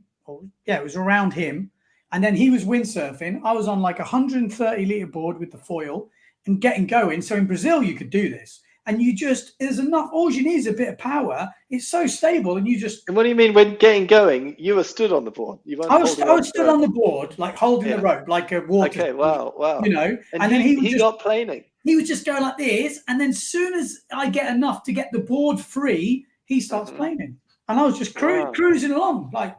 Holding, that's hilarious. So, like Brazil, you could definitely do that. Okay, we got to do it. That's next year. Or a horse. A horse. I've seen that before with the kiteboarding back in the day, but I bet you with a foil, it'd be so easy. I don't have a horse, but no, I don't in have Brazil, a horse, but I know someone who does. Yeah. Guy, in your experience, people who have never windsurfed before and they're coming to wing foiling, do you see any of those people taking up windsurfing? No, I don't think they will ever take up windsurfing, but I haven't worked with many people like that, because most of my guests are windsurfers who have, started foiling windsurfing and are now realized that actually it's going to be more practical and successful to wing foil instead of wind foil. I have had a number of guests come to me from kiting or supping, but I don't think any of them are going to go through wing foiling and then go into fins, because the drag induced by fins, they just won't have experienced the strength required to unstick a board that feels like it's dragging the whole ocean behind it by comparison. So I don't think anyone's actually going to go down that journey. And going back to that question about why has windsurfing declined? Well, right now, if we group wing foiling into windsurfing, which is my belief that it's firmly in there, then windsurfing is going like this at the moment, because everyone's wing foiling. As Ben points out, the shops and the industry supplying the wing foil equipment. Look at Duotone. Duotone have got a huge marketplace in wing foiling, and rightly so. They've put a lot of effort. We've just seen Craig. Craig has now sort of moved in Duotone to Duotone wing foiling. And Craig is the founder of all things that we know in our generation, really a Fanatic. He didn't actually found Fanatic, but he has been Fanatic and Duotone all this time in windsurfing. And he's sort of positioned now into Duotone wing foiling, because he knows that that's windsurfing to him. And yeah, he's still obviously a true windsurfer, wave sailor at heart, but he's wing foiling all the time. And so his brand, Duotone, that they're winning now. They're doing great. They got such amazing products. And so have so many other of the former windsurfing brands. So windsurfing as a sport right now is going like that. so long as you consider that it's a wing foiling sport. Yeah. I have a question, because there's a good comment here, which is it's a slightly different topic, but the same. Henry says, great conversation. Very interested in points about the location. One thing I prefer about windsurfing is you can rig up and get on the water faster. I find setting up the foil takes too long. Now, this is me in a nutshell. Like, I'm talking not winging, I'm talking wind foiling. So I've got a massive van. Now, if I leave the mast in my foil board, I'm quite happy. If I have to take that mast out, and then that is part of going to the beach, going for a session, carrying it down the beach, coming back, getting the rig, this is enough to upset me. It sounds ridiculous because it's not. No, it doesn't. I know what you mean. Yeah. But yeah, I mean, how do you get around that? Are they going to design something where it can just? They do. Like for now, like it's, whether it's wing foiling or windsurfing, as long as you've got the van where you can keep the mast on the board, then there's normally just 2 or 3 bolts to connect the that's a game changer. The fuselage. Exactly. So that's the key thing, and I totally agree that if you don't have that, it is painful. But it's one of the things we've addressed in the surf foil sort of community now is that, like, Unifoil, who make really good surf foils, compared with Armstrong, who also make incredible foils. Armstrong, for me, the reason why I didn't like Armstrong is there's just too many bolts. You have to do so many bolts to put the whole thing together each time. Whereas most brands now just have a fuselage you just take off the end of the mast with 2 bolts, and that's it. So that's the way that's moved. It's addressed that issue of storage and so on. And then, of course, pumping up the wing. Well, you can get an electric that's pump, quite or you quick. can Like for winging, it's pretty quick, isn't it? Winging is. Yeah. That's what I'm saying. That's where it's winning. Like here in Sagres, I can already see, a lot more people crossing over from other sports. So we've got surfers coming into winging, kiters coming back almost to windsurfing, as you say. From kiting, and I think even kiting could be bigger losers on the winging front, because having big strings in the air is never a good thing. Exactly. And I agree. And we've always looked down on it from windsurfing, but from a practical point of view, you're right. For the 20 to 40 meter lines everywhere, it's chaos, and it takes so long to set up as well compared with winging. But I was going to say, you just touched on windsurf foiling. I think, and talking about guys doing the PWA now, I think this needs to be discussed. I want to bring this up here, is that the last few years we saw the IQ foil class come out, which is our Olympic windsurfing class on foils, and all the top Olympic racers and all the top PWA racers all converged in this one sport where they had equal equipment.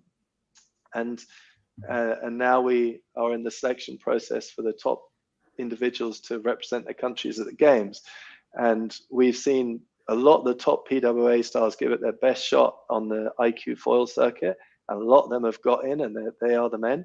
But a lot of them have sort of fallen by the wayside as well, because it's so competitive now. And I want to say this because I think it's a little bit controversial. But I think the top racing at the moment is the IQ foil class. The top guys in the world race that, and everyone who couldn't make it in the IQ foil class are now doing the PWA as the second best option. Now, what I mean by that, and I'll be specific, is the top racers and windsurfers are in the Olympics now. That's not to say that the top PWA guys, those guys have got so used to using super fast equipment that perhaps when they use the IQ foil stuff, they're like, man, it's so slow. But the tactical racing of the upwind, downwind course of the IQ stuff, and the competitive nature of it all being on one design, I think that's where the top windsurfers are in the world at the moment. And I think it's, if we could see 3 people from each country going to the Olympics, I'm sure we'd see all the top PWA stars still in the IQ campaigns. But because it's only one person and they have to dedicate so much time and energy to it, the PWA guys are realizing they can't really do both, and they've sort of moved back towards the PWA.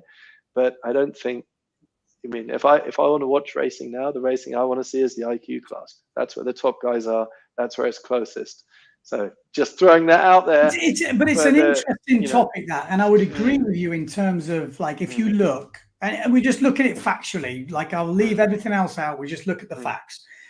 You know, Maciek, Amado, I think even Mateo to a certain extent, you know, have and there's a lot more as well, have had a go at IQ. And I think there is difference in the formats of racing, which make a big difference.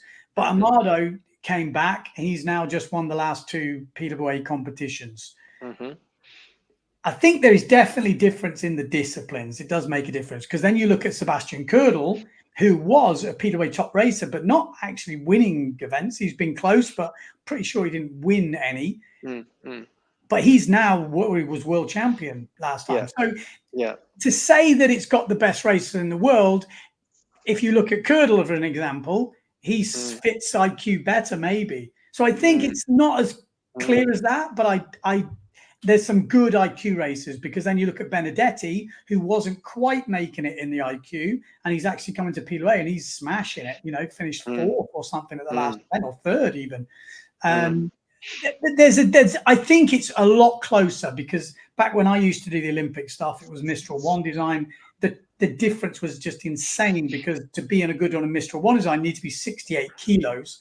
And to be good on the PWA, you needed to be 1900 or whatever it was. So, but now the way the 2 disciplines are going, it's quite a similar, like, body, you know, size, which I think is 100 kilos. Yeah, I think it's a loss in terms of, we don't have, and I'm speaking from a small racer here, we don't have a class anymore to fit that below those beach stars. Kilos. Take it on, partner with the PWA and set up the new Finn racing circuit. But do you not think that's a shame? I mean, obviously I knew this podcast was going to go all over the place. It has to, because there's so many varied topics I could talk to you about. But you know, like, and I've banged on about it a long time, mainly because I had that problem. If you're not a big person, you're not a tall person, you literally, there is nowhere for you to go and race with people of your same size. Maciek argues this point by saying, well, if you're a short person, you're not going to be a NBA basketball player. That's just the nature of it. But to me, there could be a category. It doesn't eliminate all the variables, because obviously leverage and well, that's interesting. I mean, at the moment, Ben, you should go do the wing racing, because at the moment you'd be fine in that. I think ultimately taller people are going to start winning the racing there, because they'll be easier to use higher aspect wings. But at the moment, you should go do a bit of that, because that's hot racing. That's a lot of young I actually think it's going to be great. I think what I'm worried about with the winging, if they don't put limits on it, it's going to go like windsurf racing did and get very high tech, going to get too high tech, and then the fun side of it, where you just come to the beach, pump up the wing, and everyone's having a funny old time, will start to get way more serious. And I bet that happens. Well, that's good. I think we need to pick this podcast up again in another 5 years as well, and just see where we're all at. Hear Paul talking about how much he's loving winging in Geraldton. Boys, can I quickly run away for 1 minute and come back? Yeah, no problem. Okay, so if you are tuning into the podcast, the idea was to do the Guy Cribb story.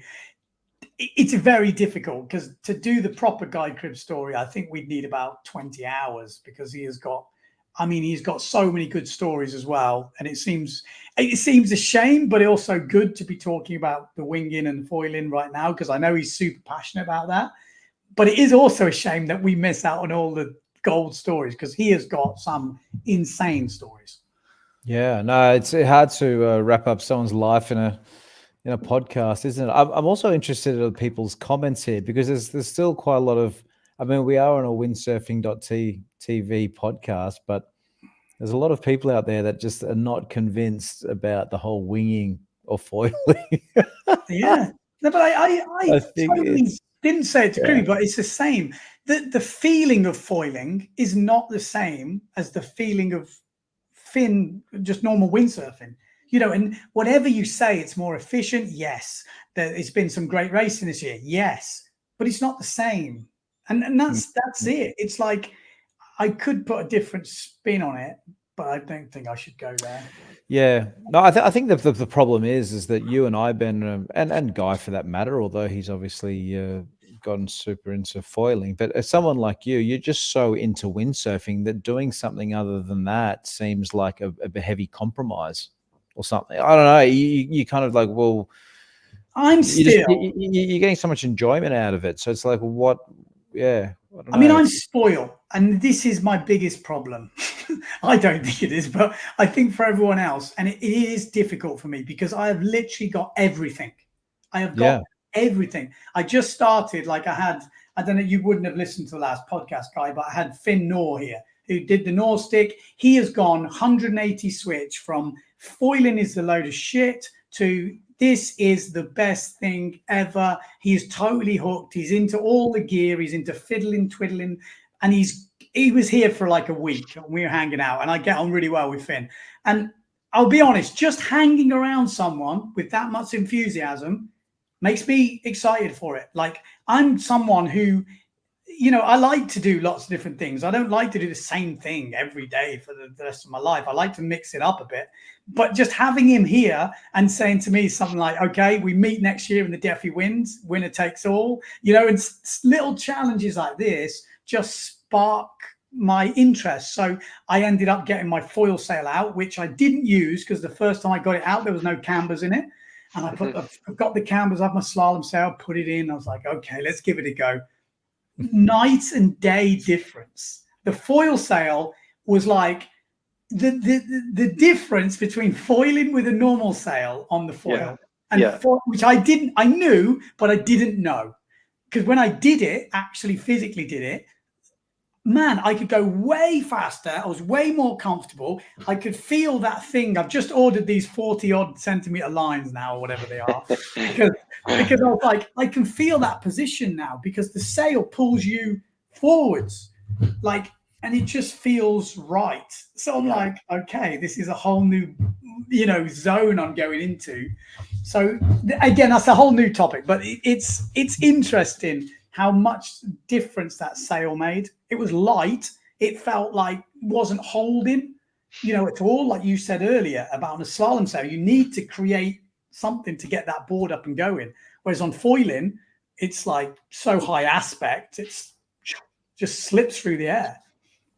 Well, what do you think, Guy, as far as the trajectory of these foiling sports, like winging and so forth? Because, you know, we've seen it in supping, we've seen it in kiting, we've seen it in windsurfing. It goes through a boom, it plateaus, and then it comes down sort of the other end at differing rates. I mean, where you say, oh, in 5 years we'll see what's going on, but do you think that foiling will mimic those trajectories, or do you think that that's going to be a whole different? It's going to just rise, get to a peak, and just sort of hover in a pretty high level of participation. I think it's going to, I mean, Ben's already touched on it earlier, is that in Portugal, surfers are getting into wing foiling, you know, and we see this in Maui, and we see this all over the world. Surfers are getting into a wind sport. This has never happened before.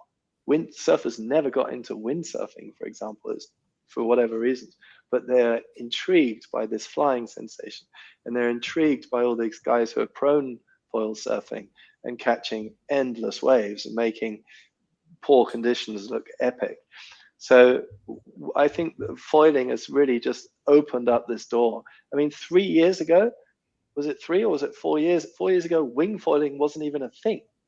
You know, it hadn't even existed. We started with windsurf foiling, and then surf foiling, and then wing foiling was like this natural evolution, although technically you can't trace the lineage that it was truly a windsurfing sport that became wing foiling, but we will always remember it in future that it was the natural evolution of former windsurfing. And then, but now we've got downwinding. When I first heard this downwinding thing, I'm like, downwinding? What, just going out on an ocean wave and riding an ocean wave rather than a real wave? Why would you do that? And I've done it, and it's fucking epic. You go out and you're outside at Geraldton would be off the scale good for downwinding, because there's a few steep crumbling sections out there, and you can do full turns, full speed drops, you know, edgy bottom turns, tight off the tops, all this sort of stuff, out in the open ocean. And so that is just this huge area that is growing now. And so foiling, it can be really expansive yet. I think we're not going to see a drop off. I think what we're going to see is traditional fin windsurfing equipment is going to be almost free on the second-hand market. So loads of people are going to try and get into windsurfing, but the second-hand market arriving now in wing foiling is also increasing, and people are getting into that. And the surfers are going to do a lot more prone surfing rather than just normal fin stuff. And we're going to see just expanse in all of these sports. I think water users are going to do more and more. Yeah, I think it's going to, the whole of water sports is going to grow, I think. I hope. My only thing is, I definitely think foiling doesn't look as good. You say it looks good, and I listened. It was quite interesting. No, it doesn't look as good. There's no way. It looks good, but it feels. It really visually, it's not doing it for me. I have to be honest. But it's what was the joke about the scooter and the friends? But anyway, I won't go into that. But it doesn't look good. But when you're doing it, it feels different. And I was saying this to Paul, I think the other week. It's like when you do a turn on a foil, you feel like you are I know, just listening to you were going, yeah, can drop it down, we cut back, and I was thinking, yeah, but it looks so crap. But when you're on it, it feels, because the pressure up from the foil, it feels like you are on the rail, and it feels like you are displacing water all over the place. The problem is, or not the problem, but you're not. So visually it looks shit. And you come in going, oh, did you see that? Yeah. That's so true.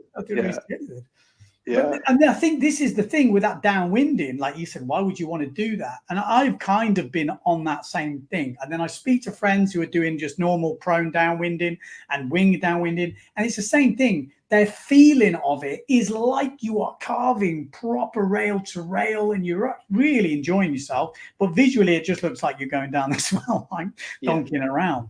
Exactly. And that's interesting, I guess. Unless you've done it, it is very difficult to form an opinion, because the visual is, I personally think it's not good at all. I think it's maybe getting better, but it still looks a bit lame. I mean, I guess maybe tootling along windsurfing looks a bit lame to some people, but yeah. I love it. No, I totally agree. It looks like there's nothing happening. It just doesn't look like you're doing anything. You're not throwing spray.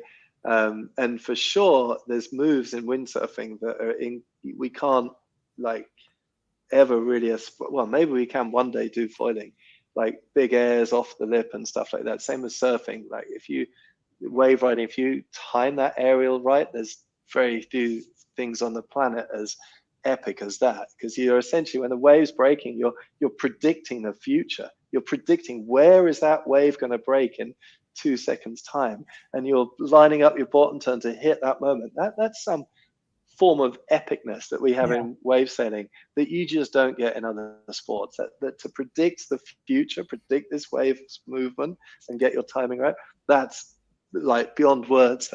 But perhaps foiling will be doing that at some stage. And like you say, Ben, is from a visual point of view, foiling looks lame, but from a sensory point of view, an experience point of view, to me, it's fins on steroids. It's just covers so much more distance, so much more speed, so much more efficiency, so many more waves. We were sailing at Manaus in Mauritius last year, and the windsurfers, it's a sort of float and ride spot. It's really, really good.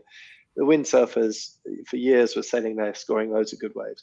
Then kite surfing came along, and on the directional boards, they were going more upwind than windsurfers. So they start catching all the waves, and the windsurfers sort of picking up the dregs, but muscling in and taking their space and getting their turn and so on.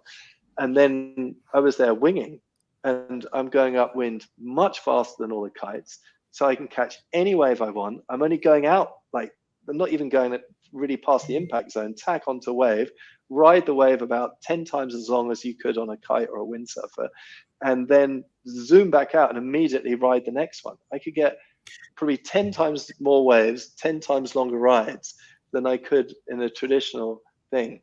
and yeah, it's not as good. It's not as critical in the section, although we're getting there.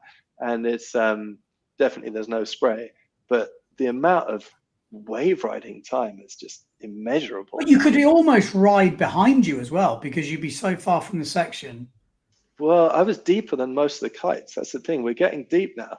You know, we're like, obviously, I mean, there's a couple of guys getting barreled now, but like if you and me were on a wave, Ben, you would be deeper than me for sure. But if normal people, we're pretty much tucked in right where it's deep. What about how many? I mean, maybe it's not a good topic to talk about, but I feel like it's like a big thing of it. I speak to a lot of people trifoiling. The biggest one is they try foiling, they get lift, they fall back, feet in the strap, and the board goes the other way, and they do something to their ankle. I've spoke to quite a few people doing that type of injury. But then also, what about like foil to the face type injuries? Have you? I mean, it sounds stupid, but it's. I guess it's. Yeah, it would be awful. It would be awful, and it has happened. It's very, very rare. I think all the foiling accidents really, or 99.9% of them, happen when you're launching or landing. You know, where you're chatting to your mate, or you're not concentrating, and a wave or the wind flips the board over on the beach, or just when you're launching. That's where the accidents are. That's where you really need to concentrate. And the launching and landing with a foil is actually quite different from windsurfing. So you need to just know where those differences lie.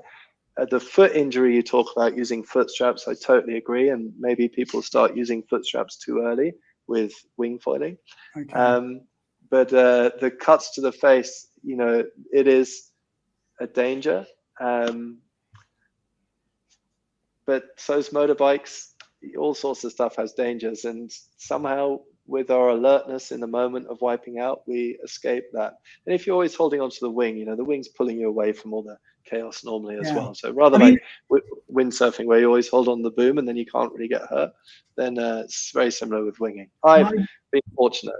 I was going to say, my closest problems where I feel like I nearly had my eye out twice, which why I've stopped doing it, was that dock start with no wing. Yeah. And you get on it, and then it goes that way, and you kind of try and correct it because you're used to foot straps, or I am anyway. And with foot straps, you can use your top of your feet to control the board underneath you. But then with no foot straps, the board comes up that side, and oh man, I've really nearly headbutted it a few times. I was like, it's a worry. It's a worry, but it doesn't happen often. I've only heard of 1, 2, maybe 3 facial or head injuries out of everyone. Maybe 4 actually. 3 fatal? No, facial. Of course. Only 4 fatalities. Only 4 or 5 fatalities. It's only been going 3 years. But... Yeah. Well, that guy that was prone foiling Jaws the other day. You saw that video? Yeah, Matt. I thought if he went down on that, and that foil was getting all tangled up, that would get pretty gnarly. But I mean, look, it's not going to stop people doing it. But I was just sort of thinking, damn, that could go pretty pear-shaped. But fins are pretty sharp too, you know. And remember, foils, the leading edge of foils are blunt. So we're only talking about the trailing edge of foils. And, you know, it's the same with the trailing edge of fins and stuff. So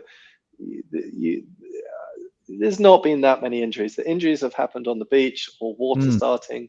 I think quite a lot of injuries, small cuts happened windsurfing on foils at the beginning because people were still water starting and kicking their legs around the foil. But you just have to be really precautious around. Yeah. Actually, and we'll get there. And talking about injuries, I thought I'd just explain this one as well, because you did comment on my my Instagram post here. This kite surfing dog.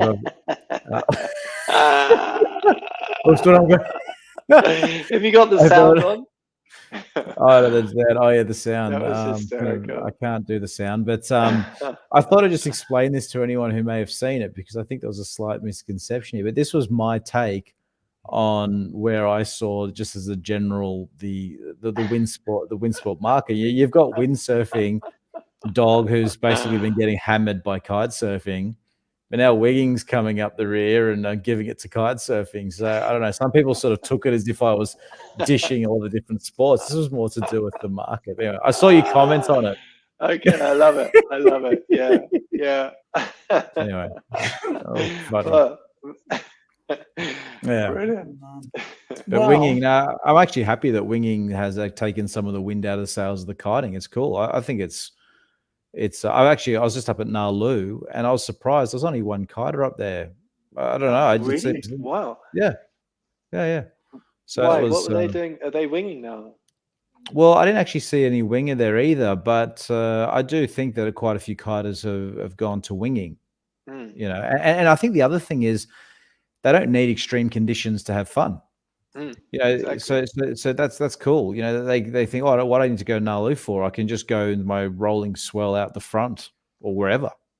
I was just You about know. to say that. It's probably what Exactly. has happened because it, like I say, that's that sensory feeling that Guy's saying that is actually big. Like I say, it just looks bad. But if you've got quite a soft rolling wave, you can feel like you're pollock out. Yeah, which is cool. Exactly. Like that's Exactly. good. Yeah. Yeah. So Actually, talking about you know, if sorry, Guy, you go. But just if that's the case, if you feel like you're pollock out, that's the sensation we're all looking for ever since we saw those first big lay down bottom turns. I think most of the listeners, if we've got any left today, if most of the listeners have probably all aspired to that incredible era of seeing the first big waves ridden and those lay down bottom turns, you know, and that's something we've all felt as we go into our first calf jives and stuff like that. It's a sensory thing we've been looking for. And if you're going to get that same sensory engagement from a foil on a smaller, less intimidating wave, then it's just, you know, the sport's only going to go one way. People are going to love it. And that's what we're seeing. So, yeah, it's really tough for me talking like this as well, because I don't want to feel in any way treacherous or traitor-like, because obviously windsurfing's been my whole life. I'm in my 4th decade of being on the water windsurfing, and I've witnessed the developments in our sport firsthand, and I've performed to an elite level at each level of each part of our eras of our sport. And, you know, so I don't want to feel like I'm letting down people who love fins. I'm just having to be honest and share my passion with you all. And that's, you know, it's taken us a long time to get this podcast together and have this chat. And it's okay, mate. I mean, you won't be invited back on again, but it's okay. I think we need to get Ben on an IQ foil board, and we need to get Paul towing in on waves on a surf foil. Or both of you do both. I would love to be I'd love to be there to help, and I've got the gear who can take you on both those journeys, and you're gonna be fucking frothing. I mean, they're both absolutely incredible aspects and sensations for us who are so experienced in traditional windsurfing to be able to just shift our equipment a little bit and perform on this new stuff. I think I was just looking at the comments because Mr. Alex Morales over there, Tilo, in Miami, 44 kids on the windsurf foil program. He says sailing at 20 miles an hour, ages between 10 and 16. Only one of them wants to go winging, because the other kids don't see the point in going slow. And I've been saying this for a little bit now. And Guy, you actually talked about it right at the beginning of the podcast, whereas windsurfing was part of sailing clubs, yacht clubs. And I do feel like wind foiling could go back that way. And I think there's, like I look at the Formula One of windsurfing, which I know you say it's IQ foil, but when I'm watching the PWA this year, I've watched some IQ events and I've watched the PWA doing the slalom in Furta and stuff like this. Man, it is extreme to the max. But we have always been trying to sell this to the surfers, or trying to go with the more surf image. And I really feel our image in that type of high-end racing should be going more to, America's Cup kind of GP sail, sail GP. With the branding and stuff. The branding and the full techno, real technical racing, but it's an affordable racing, because then we go from being an expensive sport in the eyes of people because they're used to buying a surfboard and they're like, oh, fucking hell, this is expensive. 2, oh my God, this windsurfing's cheap because, you know, whatever, Sail GP or something, or these type of big boats with the foils cost freaking hundreds and whatever. Yeah. You know, so then, and you look at Tilo, who's doing that kind of racing from yacht clubs and kids that are growing up inside that sailing club mentality. You've already got the sort of infrastructure around it. You know, it's almost like a youth club, but then windsurfing, windfoiling, whatever you want to say, becomes the social sport of choice. Which I would love to see that. And I think what Tilo's doing is unreal. Do you see that photo the other day of the 3 kids? It was like each sail. I think it was on you reposted it, but it was 3 kids, all like 16-year-olds, all flying on his gear, like neck and neck. It looked awesome. But what you're saying there, Tilo, about sailing at 20 miles an hour at the age of 10 to 16, that's great. But at the moment, I also, as a windsurfer on a windsurfing foil, when wing foiling first came out, I was looking at it going, oh man, why would I ever do that? It's so much slower because the wings are so efficient. But this year, we've just seen the 2 brands, Ozone and Gong, have both introduced a double skin wing, which is making it incredibly more efficient in terms of its pointing angles and its top speeds. But it is still just the beginning. We've got brands putting super high pressure into the leading edge tubes, and that allows you to make them narrower and narrower and still have the same stability, but a narrower leading edge radius, which is less drag. And so, you know, I went to Weymouth Speed Week the other day on a wing foil, and I was averaging over 30 knots for 10 seconds. And I'm like, fuck, did I ever average over 30 knots for 10 seconds windsurfing? I mean, I know you do on the fins on the proper speed courses, but that's pretty quick. And I've just ordered a new foil. The foil, like Ben, you were saying, when you're free ride foiling or wing foiling, you're like, well, I'm a bit bored now. But you're probably on a massive foil. I mean, the foil I use most wing foiling is a 540 front wing, which, you know, it's reasonably small. And then for waves, the one I use the most is 580 front wing. So those are the sort of sizes that you use at about 90 kilos. And then the sport is properly alive. You're going super fast. And I've just ordered a 340 front wing. So I've got 340 front wing now. So that is the same as the windsurfing foils have gone on the PWA. And so I think, Tilo, you're going to see that wing foiling is not quite as fast as windsurf foiling, but it's going to be so much more accessible that I think that's where we're going to see the grandstand, the sailors going to. And you see all the America's Cup sailors, they're all wing foiling whenever they can. I think the wing foil racing is going to be massive. I agree. Yeah. When I first saw the first racing in the winging stuff, I actually think it looked to me like Optimus racing, which it's not an insult on it. I just because it was so close and they weren't going that fast, but the racing actually looked proper. I don't know how you explain it because it was very close quarters. It'd be interesting to see what happens when they get faster. But I quite like the look of the racing. I think it could be interesting. But there's going to be that massive jump in development, which I'm not sure that's going to be.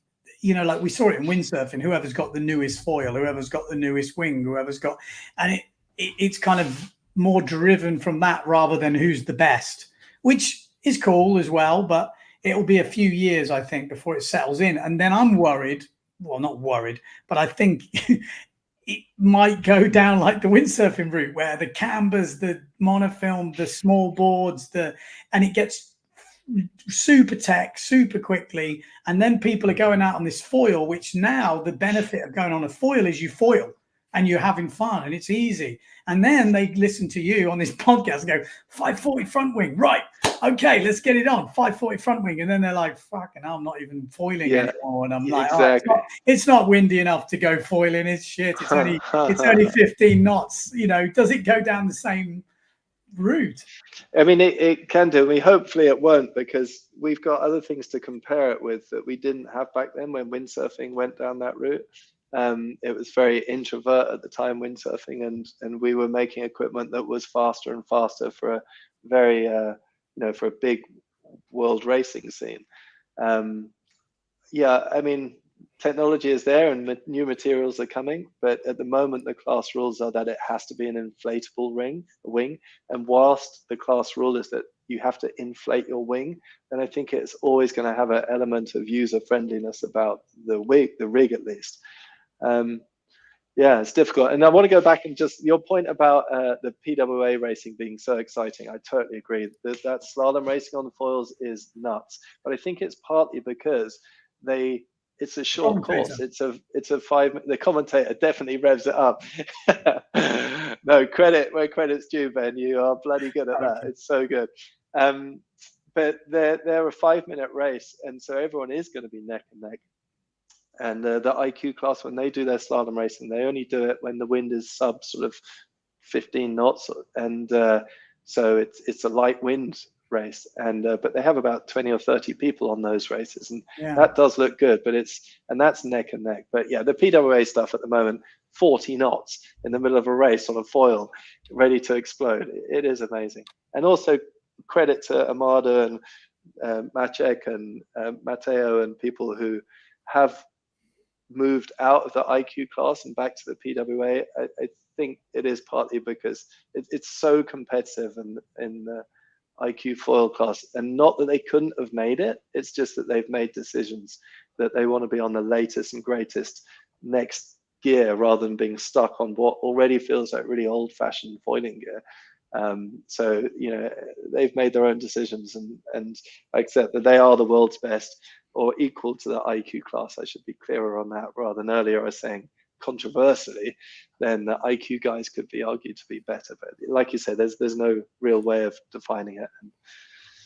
Yeah, I think it's just slightly different. That's the interesting thing. I mean, like I said, I'm interested. I think I'm going to keep open my whole view on it. And as I said when you weren't here before, to me, foiling is still foiling, and windsurfing or fin sailing. I hate saying fin sailing because it sounds like I'm having to define it, but just normal windsurfing is just a different feeling. I think we don't have to separate the two as like, you're a winger, you're a windsurfer. I think you can, and quite easily. I think most people will do both, and depending on where you live, will be what is your dominant one. Yeah. Like, let's say you go to Nalu, there's no way I'm taking a friggin' wing. That's my personal thing. Maybe you go somewhere there are a lot softer wave. Maybe Geraldton, if it's windy, you're probably going to go windsurfing. Although Gero probably could be good for winging. Further down. Probably it's a softer wave, which has probably got some few reefs. But I think it's an interesting topic, and like you say, meet back here in 5 years. It's interesting to know where it's going to be. It's interesting to be who's at the top, which direction it's gone to, because it is still really early days, isn't it? Let's be honest. It's mega early. Well, I think we're only on the 3rd or 4th generation of wings. So they brought out their rush to bring something out a few years ago. Then they updated it. Now they've updated it again. And only just this year are they doing that sort of 4th generation. And we have seen huge leaps forwards in the last 24 months. Yeah. Well, nice. We've done 2 hours, man. I love it. I think we definitely need to get Guy back on again, Ben, because I've still got quite a lot of questions. And I feel like we've scratched the surface on a few things. Yeah, but, we needed to get this winging shit out the way, though. We did. I agree. It's important because it is. And Ben, you've got, well, both of you now with the channel, you've got to have a look ahead at how and where you're going to go with it, and what you offer everyone, all your viewers, is such an exceptional content that I think that you're going to naturally find that a lot of them are windsurfers who wing foil, and like you say, they're still really interested in all the wave sailing and the elite stuff and the Send It Sundays and everything. But I wonder if you'll start bringing a bit of foils in there a bit more with. I'll be honest. I'll come clean. So I was winging quite early, like relatively when it first came out. I made that video, and it's probably one of my most viewed videos because it was a new sport on a windsurfing channel which had a good crossover. Since then, if I even mention wing foiling, the views or the hate is quite high. And I think like with YouTube, I think it's best not to cross over too many things. I've seen it with other channels and I don't think it works. If you're a snowboarder, you don't want to be looking at surfing on a snowboarding channel. And I believe, although you say windsurfing is windsurfing, which I agree, there's a very big crossover, I think it deserves its own channel. And my feeling is with windsurfing, I've still got so much I can do within windsurfing. I don't think I could do a wing foiling channel justice, and I wouldn't be able to do the windsurfing side. I've been offered lots of money, to be honest, more money to do a wing foiling channel than way more than windsurfing, you know, because everyone's new to it. Everyone's got loads of money for advertising. It would be a whole different animal. But I still believe deep down there's no way I could do it. I looked at it and I thought, I don't see how I could stand on the beach and do the same passion, same energy with winging. I couldn't do it personally. No. I know you could. And that's why we love you, Benny. You're a diehard windsurfer to the end, mate. This is not to say I don't like winging. And then let me just get this. It's not that I don't enjoy it. And if the boys are all going out, I'll happily go out. And I've got, like I say, I've got some new wings. Hang on. Oh, they're still in package. You haven't even unpacked. Still in the back. Simmer are making them as well. There you go. Well, they've been making them for a while. I should have really had it out of the pack by now, but that just tells me what I need to know. What's going on? Again, and not to say like I say, I enjoy it, but to do a channel with it, I could do like, you know, you just grow, you just follow someone growing with it. That was kind of my idea for the channel, because I think people relate to people's normal struggles with things, and maybe because of my windsurfing background I could probably get through them a bit quicker, so then you could video it and people can kind of follow the journey and then they can pick up where they are on it. But in the end I decided, I bought the channel Windsurf.TV. Good. It's just a matter of time, isn't it? No, brilliant. I agree. It's so nice with what Paul said. You know, Ben, you are like, you literally this place where we're at now, or where I'm fortunate enough to be invited into. This is the holy grail of windsurfing. This is you are our political guru. You are the Buddha of our sport.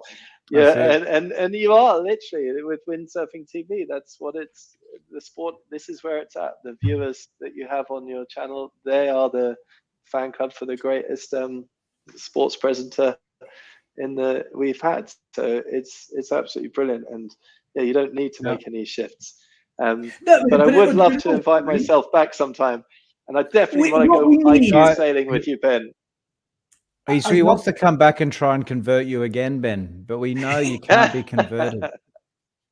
You can't be converted, Ben. You're just... But it is true. Like 100% need to get you back, because I want to talk. I still want to talk all the stories and stuff like that. Yeah, right. There's so much stuff. I mean, that's the problem. When you've had such a lifestyle that you've had, I bet you're probably like me. You don't remember them until someone just clicks your memory. Exactly. It's like the dolphin story. Yeah. I need that. Whenever I'm talking, I think, I can't remember anything. And someone says, duh, duh, and you're like, oh, bloody hell, I've totally forgotten. It's like this crazy story, which there's no way a normal person would forget. But when you've had so many crazy stories, it's mad, actually. It's mad. We scratch the surface of Guy. Can I ask you, Guy, what's your favorite spots in the world? Because you have been just about everywhere. You know, if you had to, you know, name a few. For windsurfing. Well, so let's talk about windsurfing. Yeah. Oh, yeah, Nalu, okay. For sure. Nalu for sure. I mean, I don't know if I remember when we first started going to Nalu, you almost couldn't say it legally because it was a secret, you know, and it was but obviously you're from that neck of the woods, and but yeah, Nalu was particularly special because of the wildlife and that extreme adventure to get there. I mean, from Geraldton, you drive there, right? But for anyone coming in from overseas, it's a sort of, from Europe, it's a 36-hour round trip. You fly to Perth and you drive for 10 to 13 hours, depending on how many kangaroos you have to avoid on the way. and you get to this remote place a few hours away from any town, and you make life there with what you have. There's no phone signal and stuff, and you go wave sailing in epic conditions that are full sketch, like the launch and landing, climbing up the little cliff to get out the water at the end of the day. I mean, that's fucking nuts. And the whales jumping everywhere, and it's the only place in the world where I go into attack. And attack, always when I do attack, when I come out the attack, I look upwind to see where the wind is and everything. But in Nalu, out of attack, you always look downwind to make sure you're not going to be run over by a whale, because they're always going that way. Well, actually, I got a story for you from Nalu. I just came back from there, and there was a guy from Europe, Robert, from Germany, and he's not a young kid. I don't know, he's 21, and I think it was one of the first times he's been in the waves. So he's driven up from Geraldton up to Nalu. Okay, Nalu, maybe not. It's a bit intimidating. It's the first time in the waves, and it happened to be 6 foot, like a proper 6 foot day, and anyway, the poor guy, he had a 2-bolt, the 2-bolt Chinook plates. Oh yeah.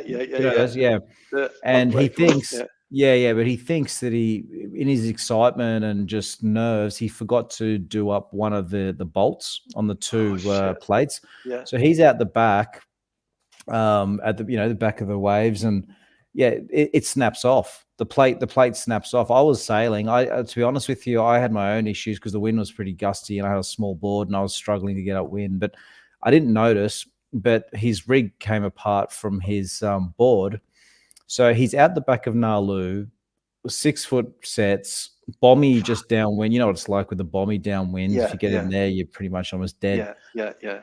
And he's trying to manhandle his sail. The poor kid's 21. He's not exactly flush with money. So he's thinking, if I lose my rig, there goes his whole freaking windsurf holiday, basically. Anyway, he manages to get on the inside, and he's floundering around in the flats where, as you know, the reef is quite sharp. He's dealing with all that, trying to work it all out. And as he's sitting on his board, just to round it all off, the poor kid, he's sitting on his board, and what comes next? A shark. A shark just swims up to him like a 2 meter. I'm not a massive. I mean, like a 2.5 meter, big enough, and starts circling around him, and he's just there. Anyway, cut a long story short, he makes it back to shore. Shark obviously didn't eat him, but he was sitting on, like, I went up to him. He was a bit shell shocked. I'm like, "Hey mate, are you okay?" This is like his first pretty much day in the waves. Yeah. And he's sitting by himself on this rock, and I look behind him, and he's just looking, like, he has this look on his face of like, what the hell have I got myself into, basically. I think he should have become a wing fighter. Oh mate, and I could sort of read his mind. I could pretty much tell he was thinking, I think I'm just going to get a ticket back to Germany and spend the winter skiing or snowboarding or something. I don't know. Have they still got that sign on the door of the office in Nalu where it's like, I always not remember it very well, but I can remember it. It was like, there's different animals, and it's like, I don't know, like something snake. You got about 3 days, but you need to get an antidote. Brown snake, probably like a couple of hours or like a day, but you need to get the anti-venom from here. Blue ring octopus, good night or something, or like minute or something stupid. I got no idea because I actually haven't seen that sign. So I always remember it. It was like, it literally like basically says, if you get one of these on you or something happens from this, you're done. I was like, Jesus Christ. It's nuts, isn't it? And they had a croc there one year as well. Oh, really? Yeah. To round it off. Oh my God. Yeah, something like that. But yeah. It's funny you say that. Favorite place. When I was hosting a course there, we had one of my guests, Bernie, who lived in Perth. He lost his rig as well in the surf. It wasn't 6 foot, but it was big enough. And he was stood there on a dry reef, pretty much just stood. And he was stood like this, with his hands on his hips, trying to work out what to do. Does he swim out for his rig? And I was videoing from the beach, and I was like trying to telepathically reach him. Do not get back in the water, Bernie. Do not swim after your rig. Let it go.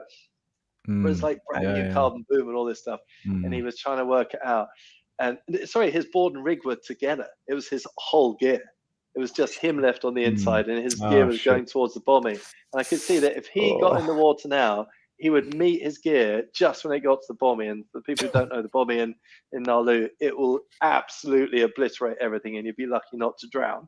And so fortunately he didn't, and he just watched his gear disappear to the horizon. We sent the drones out to try and find it, sent fishermen to try and find it, but it was gone. We thought it must have. Wow. Anyway, a few months later, Reg at Windsurfing Perth gets a call from the police in Cairns, and they've got this equipment with a serial number on it, and they're saying these are the serial numbers. Yeah, and we found it all, and what had happened, the Australian Navy had found it somewhere off in the Northern Territories, and the windsurfer on board had rolled everything up perfectly. There wasn't a scratch on it, and then they dropped off at Cairns, and it was posted back to Reg, and Bernie got his gear back. It was the longest, that is long amazing. distance record ever in windsurfing. That is incredible, actually. Yeah. Wow. Yeah. Okay. Yeah. So yeah. So Nalu, any other spots around the world? Yeah, I mean, Nalu is just so exceptional on so many levels with the wildlife. But I've always loved the west coast of Ireland, Brandon Bay especially. Although there's lots of other amazing spots there. It's sort of uncrowded scenically. It's probably second to none in the world. Maybe it's a bit like Taranaki in New Zealand or something. You've got these huge mountains behind you, but the light shows, I think, in true stormy weather, which Ben might reflect on now he's lived overseas for a long time. But you have a house in Brandon Bay, no? Yeah, I did have a house there. I lived there for a while. But those storms that we get in the Northern Hemisphere in the winters, where the clouds are racing by and there's light coming through from some godly light kingdom, all these light shows, and there's dolphins jumping, and it's just fucking epic. So the west coast of Ireland would be an absolute favorite of mine, if not my favorite place ever. It's beautiful.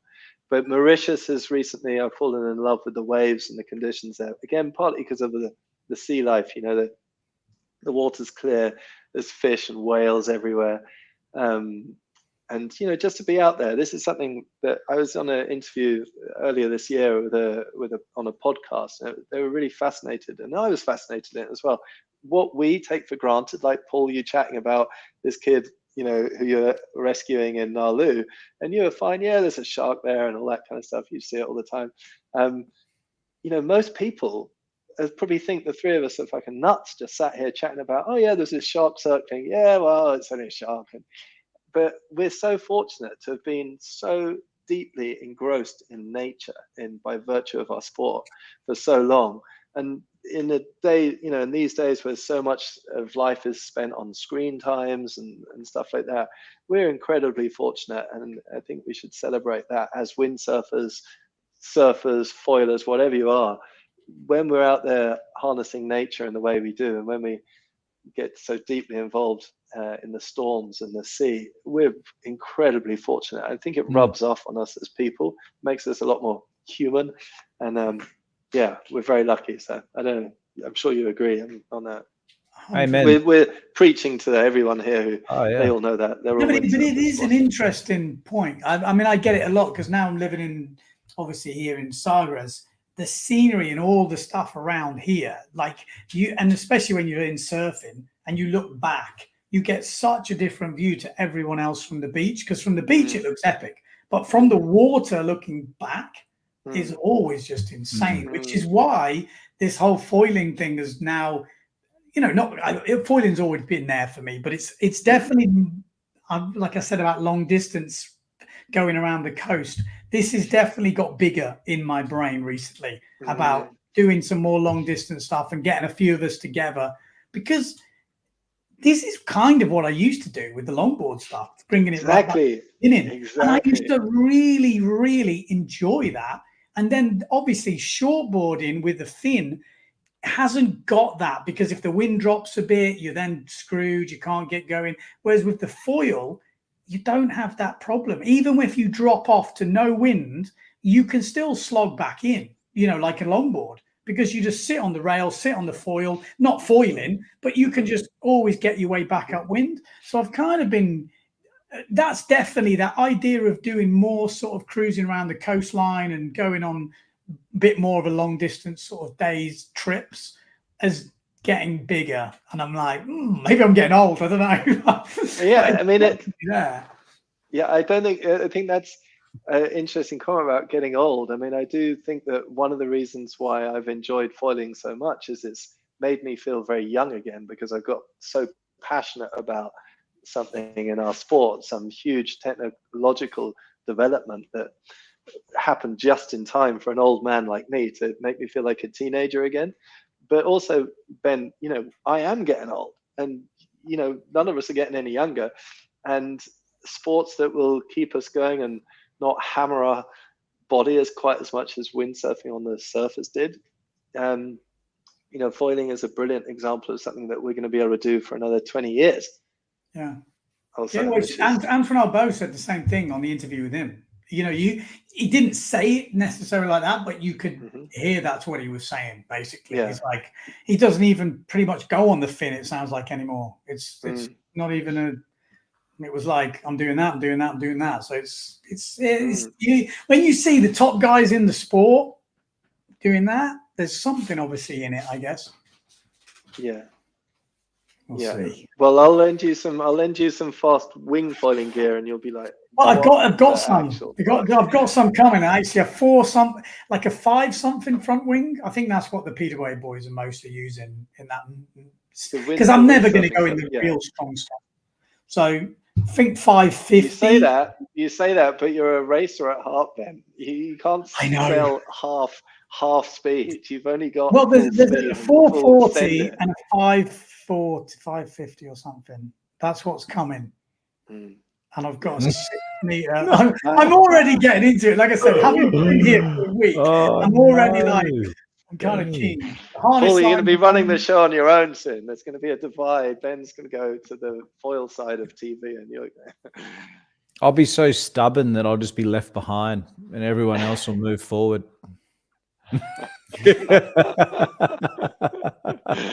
I'm with it. All right, boys. All right. When's our date? Paul, I'd love to introduce you. If I was in WA again, then we'll meet up and we'll go cool, man. Yeah. Foil.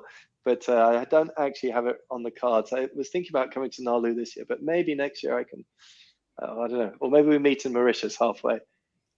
Actually, Mauritius is easy from Oz. From Perth it is, yeah. If they get that direct flight back. Ben, the IQ stuff.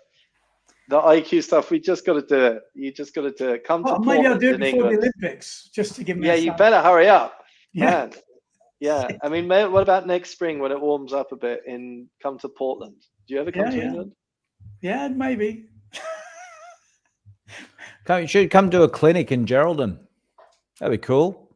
Right, we could do a Ben and Guy clinic in Geraldton. Oh yeah, that'd be cool. That'd be fantastic.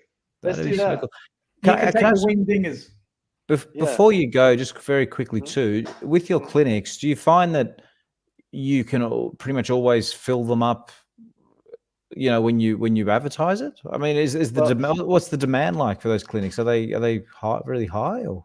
Well, certainly pre-COVID and pre my divorce, they were super high. I had waiting lists for all my courses, and I was running flat out. I was doing about 17 weeks a year. This is probably in about 2013 to say 16-ish, 17, something like that, and pre-foiling. And then, so they were in full demand back then, and they were epic. And I was delivering a good job, I think, and we were having great times, and everything was cool. But because the courses were so full, I decided, well, I don't want to do any more weeks because I've got young children. I want to spend my time with them. So I thought, well, what could give? So I stopped writing for the magazines. I said, I'm going to just stop that. And so I stopped that. And then the next thing I thought, I'm going to stop answering any emails or doing any advertising at all. So I stopped all admin. So now I was literally just riding the wave of the momentum that I had from previous bookings and guests all my guests come back, and it's all repeat guests who have developed friendships, and we're all traveling around. But then I had a divorce situation, and this is a whole nother story, but I spent a lot of time studying matrimonial law to the best I could so I could represent myself and all that kind of stuff. And when I was finished with the divorce, I just shut my computer, and that was it for admin for the rest of my life. Not that I was really into admin before, but I fucking stopped. I stopped emails, full stop. And then I had this email newsletter that I used to send out every month, and then it became every 6 months, and then it became once a year, and then I didn't send it out for about 2 years. I went to try and do one the other day, last year or something, and they shut it down because so I lost all my email addresses of all my guests. And then COVID happened, and of course that just was the nail in the coffin for any kind of overseas coaching. And so now I just have a WhatsApp group, and I just put out a message saying where I'm going to be for the year. And I am absolutely by no means anywhere near as full as I used to be. But that's definitely, I shot myself in the foot. I just couldn't face doing any more admin. I had a lot of problems not seeing my own children as often as I wanted to. And that causes a big, major knock-on effect on where you want to apply your time in life and your dreams and your passion and so on. And I think I was very fortunate that foiling came along, because it really gave me a real joie de vivre again. And the coaching I absolutely love, and it's been a real interesting journey to develop my own skill set in foiling to a high enough level that I feel confident that I can be very comfortable coaching people, telling them the right things at the right time, to the same sort of extent that I was able to achieve in windsurfing and formally. But are my coaching courses all fully booked now? No, they're not. If I advertised, if I poked my head up occasionally, if I answered an email, if I made it slightly easier for guests to book, rather than just telling them like a few weeks ahead, just saying, oh, I'm going to be in Fuerte doing tow and surf foiling courses. Do you want to come? They're all like, we're already booked. Why didn't you tell us a year ago? And so if I pulled my finger out on the admin level, I would probably do a lot better than I am. But no, at the moment, but that's the problem, isn't it? Do you not find that's the problem with me anyway? People, I fucking hate admin. I just go windsurfing.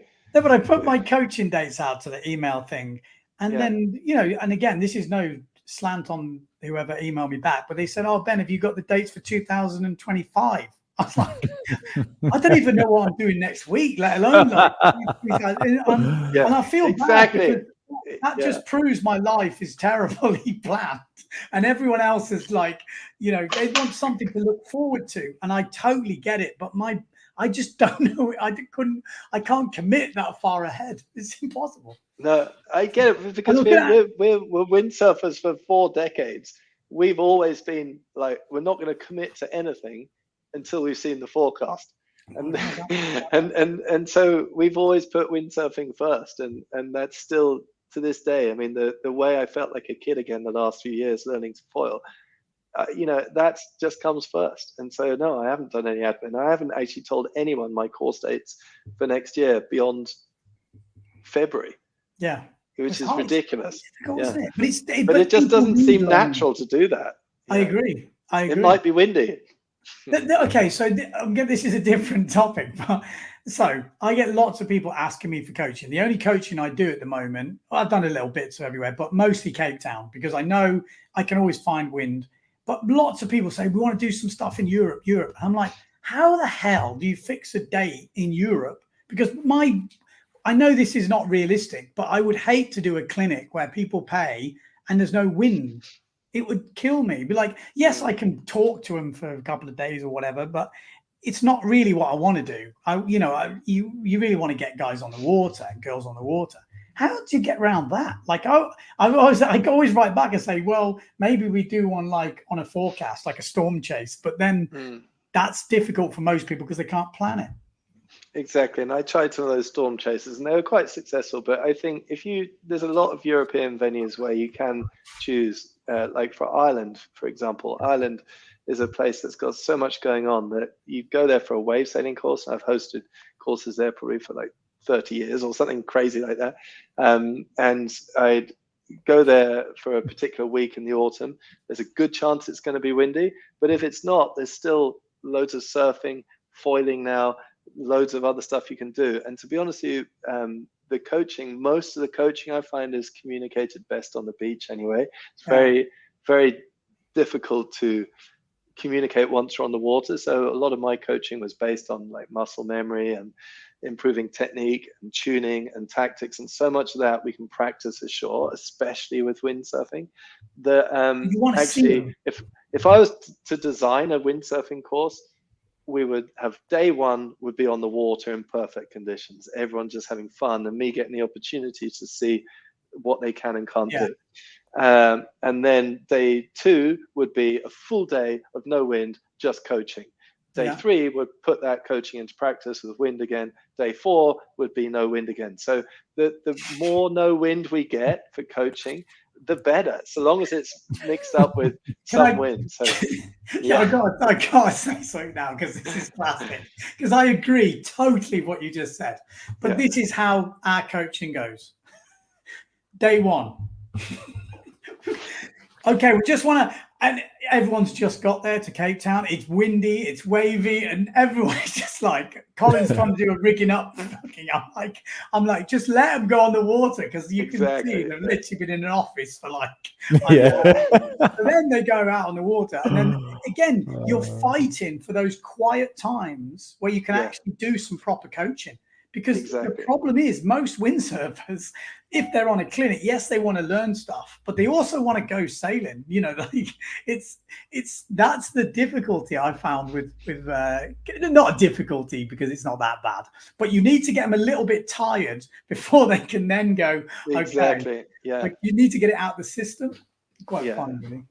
Yeah, so I think Europe's got some good enough venues for sure, especially with flat water in Greece in the summer. Flat water, amazing. Flat water. But for waves, well, Ireland or Cornwall, about as good as it gets. Fuerteventura is really good. Fuerteventura is really good as well, but Fuerteventura is a bit hard to teach from. There's so many rocks and stuff. It's just a bit too intimidating. Portugal is similar. Man. Yeah. Well, there we go. Well, people said we need to get you back on, but we definitely need to talk stories. But it's been good, man. Nice to talk to you. Always nice to see you both. Nice to meet you, Paul. I mean, we've hardly, we'll catch up somehow. And again, I want to say I appreciate all the fun stuff you put into the edits. What are you doing next August? Thank you, Guy. Next August, Peru. I was going to go in April next year. Peru. To Chicama. Yeah. Okay. April for surfing? I want to go to Chicama. Yeah, that's for a long way, it's like wing floating paradise. I mean, maybe we should go to Pacasmayo and mix it up. The only thing with Pacasmayo is never sunny, whereas Chicama is always sunny. Well, not always, but it's more sunny. I want to go to Peru. I'm just putting it out there. Have you been? Never. I've been to Pacasmayo. It's epic, but it's cloudy and it's cold, so just bear that in mind. Whereas if you go to Chicama, it's actually, if we're going to go to Peru, then if it's windsurfing, then of course Pacasmayo is a little bit windier. Did you say it's cold? Yeah. It's not that bad though, is it? No, it's not. No, it's not that bad. But what I mean by cold, the water's fine. You're sitting in a short-arm wetsuit, absolutely fine. But on the land at night, because it's cloudy, it just is generally a cold. I think if you go to Peru, you're going there for the sport. You're not going for the tropics. And I think I was just probably, didn't do enough research on that. So I was expecting a bit of sun. It's interesting, because I remember someone telling me, same with Chile, and I saw pictures of them with the fire lit and stuff. And I was like, is it cold in Chile? And I didn't realize the same thing. I would have gone to Chile thinking it was like warm all the way through, but it's quite chilly at night by the sounds of it. Well, look on a map where it is. It's a lot far. It's really far south. Chile, obviously. Look on a map. Peru. But the thing is with Peru as well. You know, have you been up north of Peru? Well, that's Pacasmayo's in the north. No. Like further up north. Oh no. Oh, okay. Because the sun shines up there, the water gets blue, and there's lots of potential for exploring up there. Wow. Yeah, it's pretty cool. Wow. I went up there last time I was at Peru. I went up there. There's one spot which is semi-secret, I guess. It's not that secret, but you've got to. Not anymore. Well, I mean, it's like Google Maps. Well, the thing is, there's spots up there where you just think, wow, this is like it's full on world class. Like wow. I mean, Pacasmayo is obviously really good, but there's lots of potential in Peru. It's just tricky to get around sometimes. Like you need it helps if you speak Spanish and helps if you got a full drive and this sort of thing. I mean, Yeah, it's pretty Sounds cool. like- I want to go. I want to go Sounds back to Peru. I like. The other thing I like about Peru, it's just easy going. As I'm getting older, it's like I just want somewhere where you can sail and not be always worrying about the consequences of getting drilled. Like there, you can have heaps of fun, but you're not there going. If I go down, there's a high chance I'm going to scrape my face on the reef or something. Yeah. Well, you know what I mean? Like Easy, it's just. isn't it? Absolutely. It's Like just Nalu. Oh my God, back to Nalu. Yeah.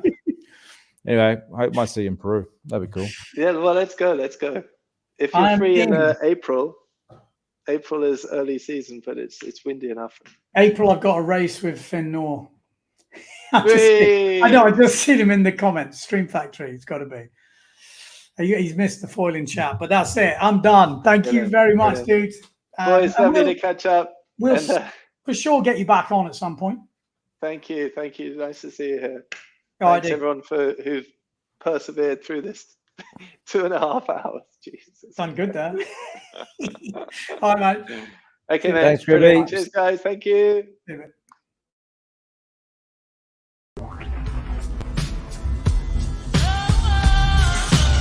It's that time of the week again. Sit back, relax, we got the brain of band. No need to stress in the house, it's Van Bellen. The game is windsurfing, you can't yell them or tell them. We get the news, the views, the win biz. The brand's gear tips plus the world's best quiz. Carbs, PWA. We're professionals without the pay.